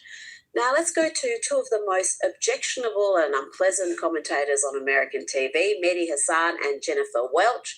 Here they are together hating on the one regular conservative on CNN, Scott Jennings. There's a clip we have of you on CNN last August with Scott Jennings, a man I consider to be the most loathsome man on cable news. If you don't think he has dementia, let's just discuss the time that when he was on the campaign trail that he tried to perform oral sex on a microphone. If Joe Biden did this, I don't think there would be an Keep picking up his mug and making that face of his. Why does he have such an annoying face? Okay, this old quaint sitting there. He's always looking, like he acts like he's on the Truman Show or something. You know, he's always looking in the audience. Yeah, I think that he should be fired from his job. Of course, that's never going to happen. But I think he is such a disgrace to human beings, intelligent conversations. Talk about projection. And did Mehdi Well, I'm sharing information. They keep on cooking. I'm going to jump in. I need to jump in. Zach, everybody. Scott Jennings Just dissing me. That's cool. Annoying face. As for I'm right here. Jennifer's vile I'm right here with you guys. Well, That is to be expected from the most unhinged and hateful woman on American TV, and that is saying something. Let's bring in Sky News contributor Kosha Gator. Kosha, CNN has one regular conservative on, and he seems to be triggering what's left of their audience and their commentators as well, because both of those appear on CNN every now and then. He definitely has gotten under their skin, to put it mildly. That was funny. The image that you showed there, I think maybe somebody will give both of them a mirror, and I mean that not interested. Thank you, Patrick. Appreciate it. The fact that they are very annoying to half the country as well, and it's above her pay grade anyway. Management decisions about what talent is on air or off air. One other quick point too I would make is the podcast universe is really interesting because you riff, you just have conversation, and for people that are very scripted and in their bubbles and not interacting with people from the other side of the country, it really doesn't set them up well, because she was just saying that stuff the way she might in her little circle with no awareness, zero self-awareness about how it comes across. I wish I could say that was the worst thing I've heard her say. It's not even in the top 50 of things I've heard her say. She just says the most absurd but also vile things. It's not just outrageous, it's really quite ugly and low. And yet she's invited on MSNBC, she's invited on CNN. Now, I played some footage earlier of Gavin Newsom making some unwise remarks in Atlanta. I call it the bigotry of low expectations. The defense and the spin is in full motion at the moment. They're claiming that this wasn't a faux pas. All the commentary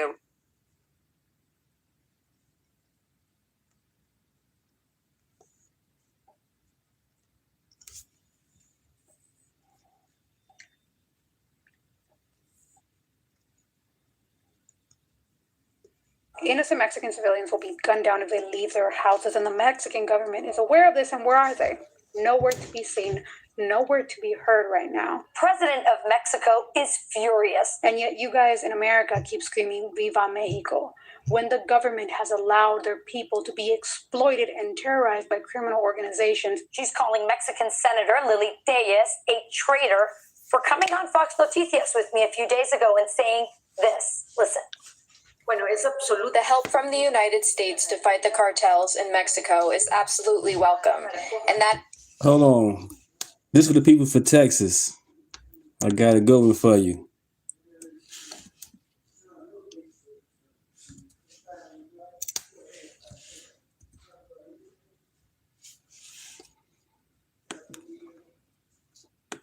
Got a good one.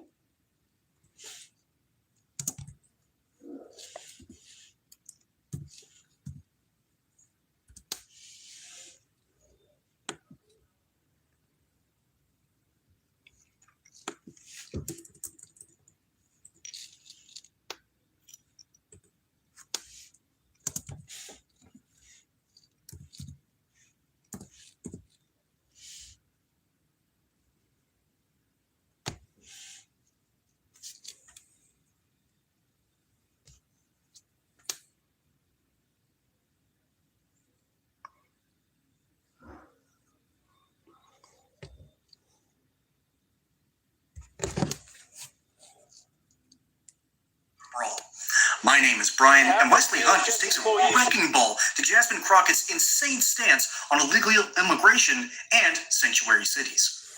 Let's dive in. Yes or no, in your experience, does racially profiling people make communities safer? No. And yes or no, does ICE forcing state or local law enforcement to detain people make communities safer? No.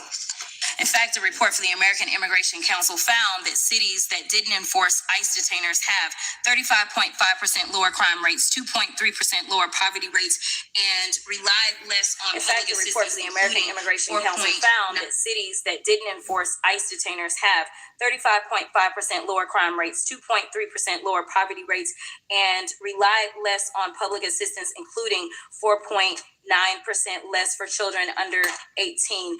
And I do want to be clear right now, ICE is trying to work with the IRS because we actually take in billions of dollars because of immigrants in this country, and now they're going to try to get them out. And I'm going to tell you that the biggest issue that we have I really don't think this should be a partisan issue. So I'm going to agree with my Republican colleagues. I think that we all should want to be safe in our communities. The problem that we have is that we have an incompetent administration, that everything that they touch turns to shit. Because what they do is they take a wide sweeping brush and they have decided that the enemy is now going to be immigrants instead of taking a scalpel. That's all we're asking, is to be exact in what you're doing instead of taking a sledgehammer to everything. Thank you, and I will yield. Mr. Hunt. Thank you, Mr. Chairman. The Democrats keep using the phrase constitutional crisis, but the real constitutional crisis is sanctuary city mayors, DAs, and judges who are defying federal law and preventing the president from doing the job that he was elected to do by the American people. It is the job of the federal government to keep Americans safe. When violent gangs are taking over American cities like Chicago, that is an invading army. When you can't live peacefully in an apartment in Colorado, that is also an invading army. No judge, DA, or liberal mayor should be able to usurp the power of our commander-in-chief, who was elected by 77 million Americans, and now the Supreme Court agrees. Since the Democrats do not like the result of the election, you would think that they will be focusing on the midterms coming up, but instead they are engaging in a judicial coup d'etat. The reason they are not focused on the midterms is because they are not confident that they can take back control of the House of Representatives, because they have no leader and they have no valid message. The Democrat Party has a 21% approval rating with voters in this country. And why? Because their only message is Trump is bad. This question must be asked. The Democrat Party hate President Trump more than they love our country and more than they love the safety of my fellow Americans. Trump derangement syndrome is real. It's a real thing. And sanctuary policies are harming my fellow Americans, as my witnesses have testified here today.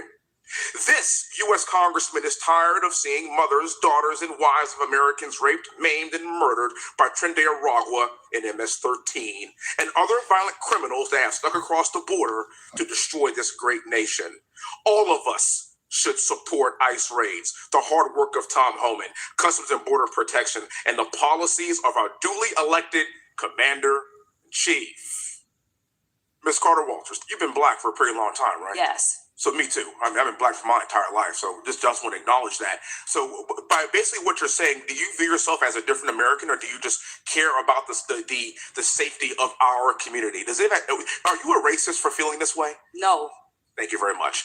And Sheriff Wagner, thank you so much for your service. I really appreciate all you've done for this great country. You've been a hostage negotiator, detective, patrol sergeant, and sheriff. Your accolades are unbelievable. My question for you is this: what are the Democrats in your state doing to prevent you from doing your job? And do you expect more of this, or are you not allowed to enforce the law? It's come down to I'm not allowed to, or else. And that's really what we're faced with. We have an attorney general that is going by his marching orders, whatever you want to call it, and coming after our little agency to serve as a message to the rest of the state of Washington. And if you look behind me, that's why these sheriffs are here today. They all feel the heat. They feel the situation is bearing down on us. We're only 39 sheriffs in our state, and our state needs sheriffs, believe it or not. But they keep trying the attack constantly. Thank you. And as somebody that has worn the uniform, I understand the importance of leadership, and it starts at the top. Thank you so much for what you've done for our great nation. Thank you. I can't help but wonder if she's trying to circle the wagons and sound smarter than normal, because normally she'll go into a different direction, but now her own party's trying to edge her out of the Senate race in Texas. See, there's this guy named James Tallarico, and I actually think he's less intelligent than Jasmine Crockett. He's a dude who can't even get his own theology right. Presbyterians everywhere should be ashamed. But Jasmine Crockett can at least go to a courtroom and make an argument. Granted, I would not want her defending or prosecuting, but she can at least pass the bar, and I don't think James Tallarico could. That's the reason that you have that little gatekeep on there. So Jasmine Crockett's trying to make a point, and it just falls flat on its face. Trying to call out this administration for, actually enforcing the laws, and then having a pretty good track record until magically, as if summoned by unspeakable powers, all of a sudden the amount of protests that just erupted in Minneapolis. After all, ICE is designed to go out there and deal with the cartel, not with, rich white liberal women. If you're a homeowner here in America, you need to listen to this. The FBI has been a bigger problem on our hands. Right there at the end, these sheriffs were all talking about how their hands are tied in their own states. In other words, in blue states, they have more of these things called sanctuary cities. And I really didn't study into this too much until I was preparing for this video. It's worse than I thought. In what world does Plessy versus Ferguson doesn't matter? You remember that piece of landmark legislation back when a man managed to, I believe it was Plessy versus Ferguson, but a man managed to cross over the Mississippi River into Illinois, was considered free at the time, but the Supreme Court said no, he has never received his freedom despite state laws contradicting each other. He needs to be returned back to his master. In other words, what sanctuary cities do is they limit what individuals can do with ICE and other federal agents.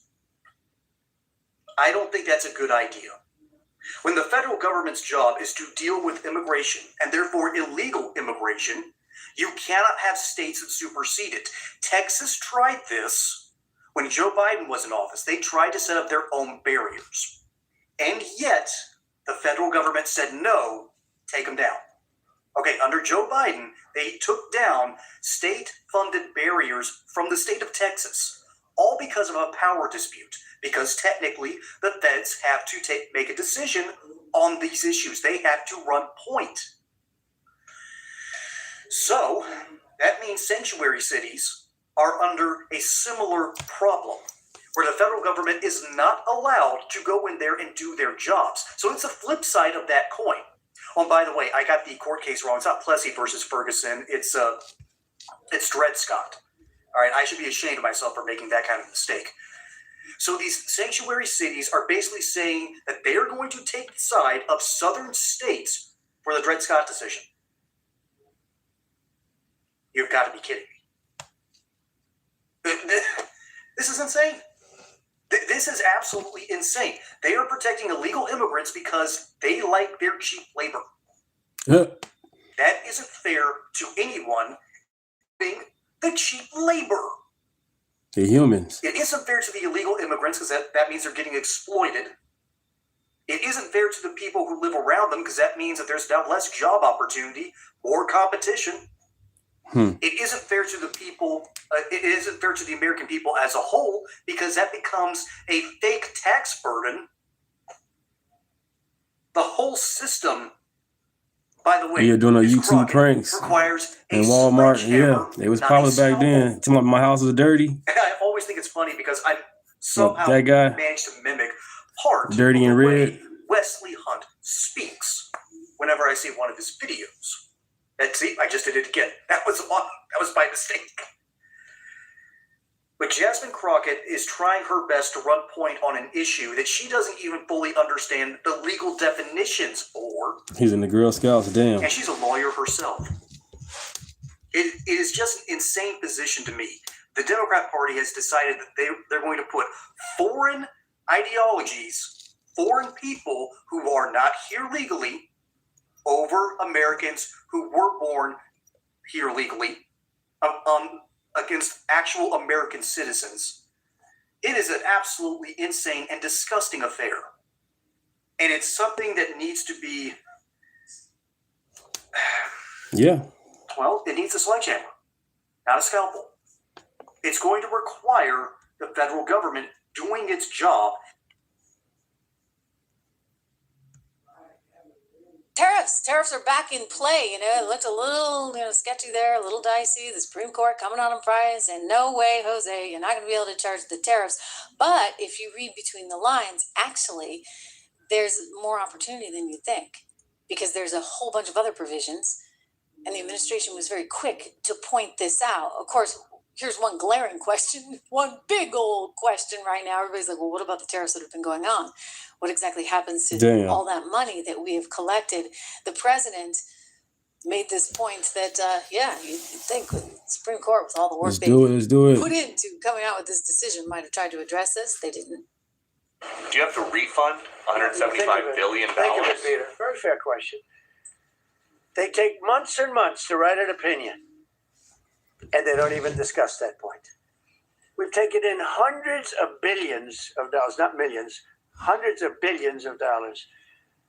And so I said, well, what happens to all the money that we took in? It wasn't discussed. Wouldn't you think they would have put one sentence in there saying that keep the money or don't keep the money, right? I guess it has to get litigated for the next 2 years. So they write this terrible, defective decision, totally defective. It's almost like not written by smart people. And what they do, they don't even talk about that. Your question is very basic. That was the first question I asked also to make you feel good. I said, what about all the money that we've taken in? Sir, they don't discuss that. How crazy is that? But I almost feel like he's covering his bases, right? Because he's like, I'm going to up it to 15%. He talked about 10% on Friday, and now he's like, no. We're gonna up it to 15%. Don't forget, I think that was the original plan, right? 15% across the board. I do think that there is more wiggle room than you think. I believe we have some sound from Stephen Miller on this, and he's frustrated at the court, doesn't like the decision. I'm going to just tell you guys, okay, so privately, let me just tell you, my one concern about this decision was precedent. So there are things in the law that allow for temporary tariffs, and the president has full jurisdiction to put those temporary tariffs in. My concern about the full-on tariffs, I'll just be honest with you, is like, what if you got an AOC in there who, as Don Bacca points out, really doesn't understand economics, despite getting a degree from Boston University in economics, okay? I guess they only teach like communism, socialism. She doesn't seem to understand what the beauty of capitalism is. And, I'm just going to say, like, as somebody who studied economics, didn't get a degree in it, only because my calculus class wasn't going so well. My first year at Columbia. I didn't know that they graded on a curve. I should have stayed in the class. I would have been fine. But anyway, I got nervous and I was like, I need to get all A's, me. So I wound up just being full on history, but did a ton of economics within that. I have a lot of appreciation for the study of economics, and there's something quite beautiful about it.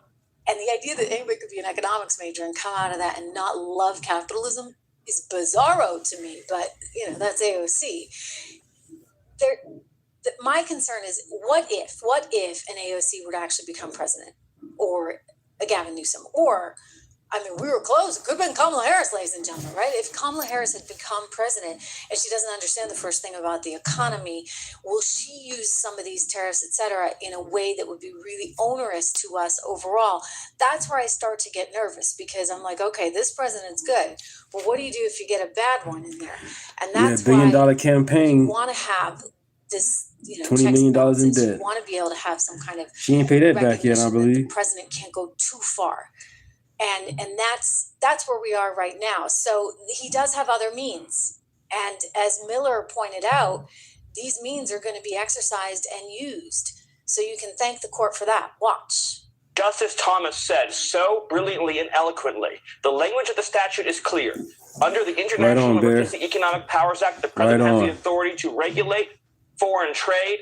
And going back to the founding of our country, the term regulate has always meant and included the power to levy duties. But here's the good news, Laura. As cowardly, as horrendous as the Supreme Court ruling was, as poorly as it reflects on John Roberts' court and the continued torturing of our statutes and our Constitution, here's the good news.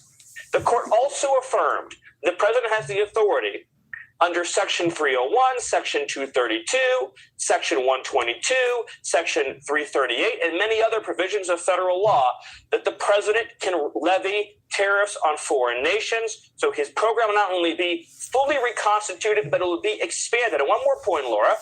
The Supreme Court also affirmed that under IEPA, the president has authority to restrict, impede, deny, license, or even fully embargo any foreign trade. So the net result of all of this is we're going to keep and grow the tariffs to bring back American manufacturing, which keeps prices low by incentivizing products to be made here in America. But it also means that President Trump has even more tools when it comes to dealing with foreign countries that undermine our security. How do you like that? And you know what? Justice Kavanaugh backed him up in his dissent. He wrote, and I quote, "Although I firmly disagree with the court's holding today, the decision might not substantially constrain a president's ability to order tariffs going forward." He wrote, "That is because of numerous other federal statutes that authorize the president to impose tariffs and might justify most, if not all, of the tariffs issued in this case. Those statutes include, for example, the Trade Expansion Act of 1962, this is Section 232, the Trade Act of 1974, Sections 122, 201, and 301, and the Tariff Act of 1930, Section 338. So the way they're thinking about this is that you could have a temporary ability to put some tariffs in, but it wouldn't be a blanket thing where you could just say, okay, for the next 10 years, this is how it's going to go.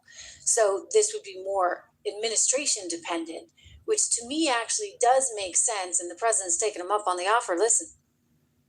Which have also been confirmed and are fully allowed. Therefore, effective immediately, all national security tariffs under Section 232 and existing Section 301 tariffs, they're existing, they're there, remain in place, fully in place, and in full force and effect.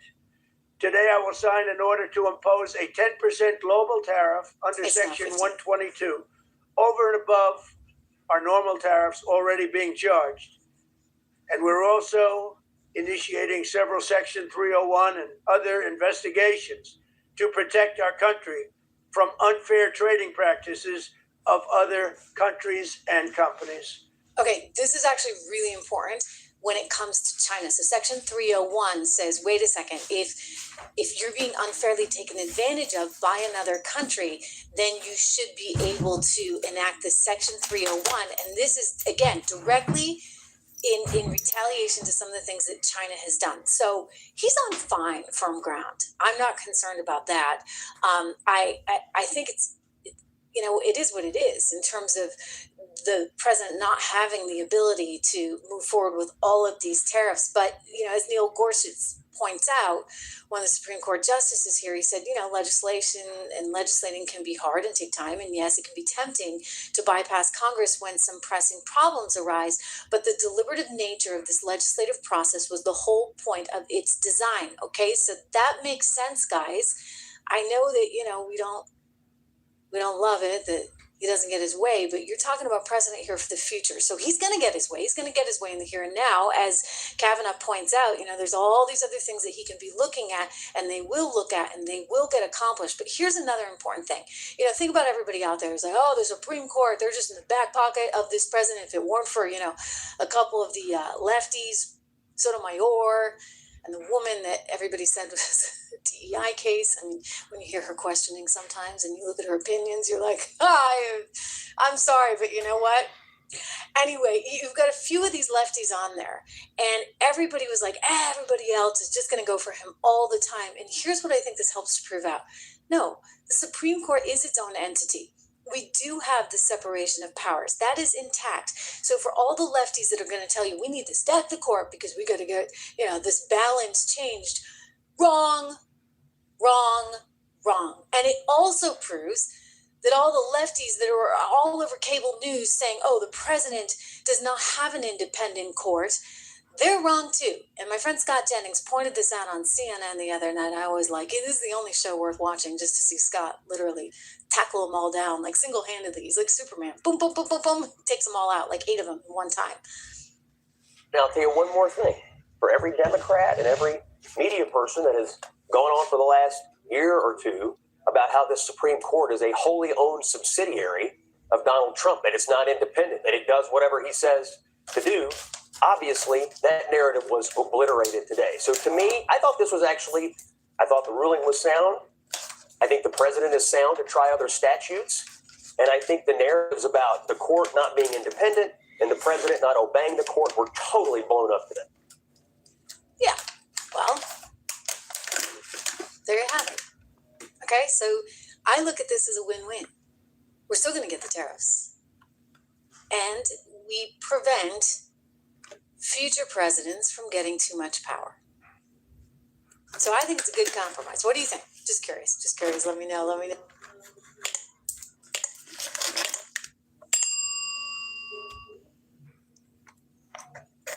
And I'm back, at least at home base. Good to have you all here on a day when finally somebody's saying, you know what, these guys are going to have to pay up, and they're going to have to pay up big. So, Ilhan Omar is getting a little bit nervous about that right about now, as she should. Welcome to the program. I'm Trish Regan. This is the Trish Regan Show, the full edition. Glad to have you here. Make sure you subscribe, share, like. I'm looking at your comments in real time, so as I like to say, careful. Anyway, big news, because it looks as though finally somebody's saying, you know what, you guys are going to have to pay for this.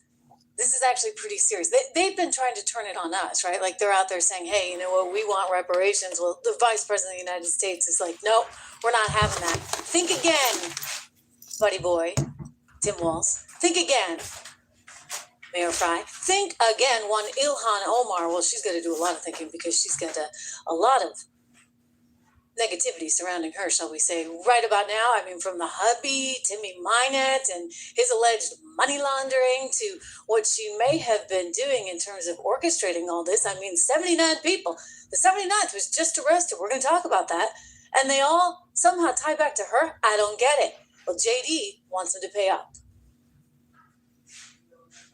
Reparations from them for allowing Somali fraudsters to steal billions of dollars from the American taxpayer that live in Minnesota.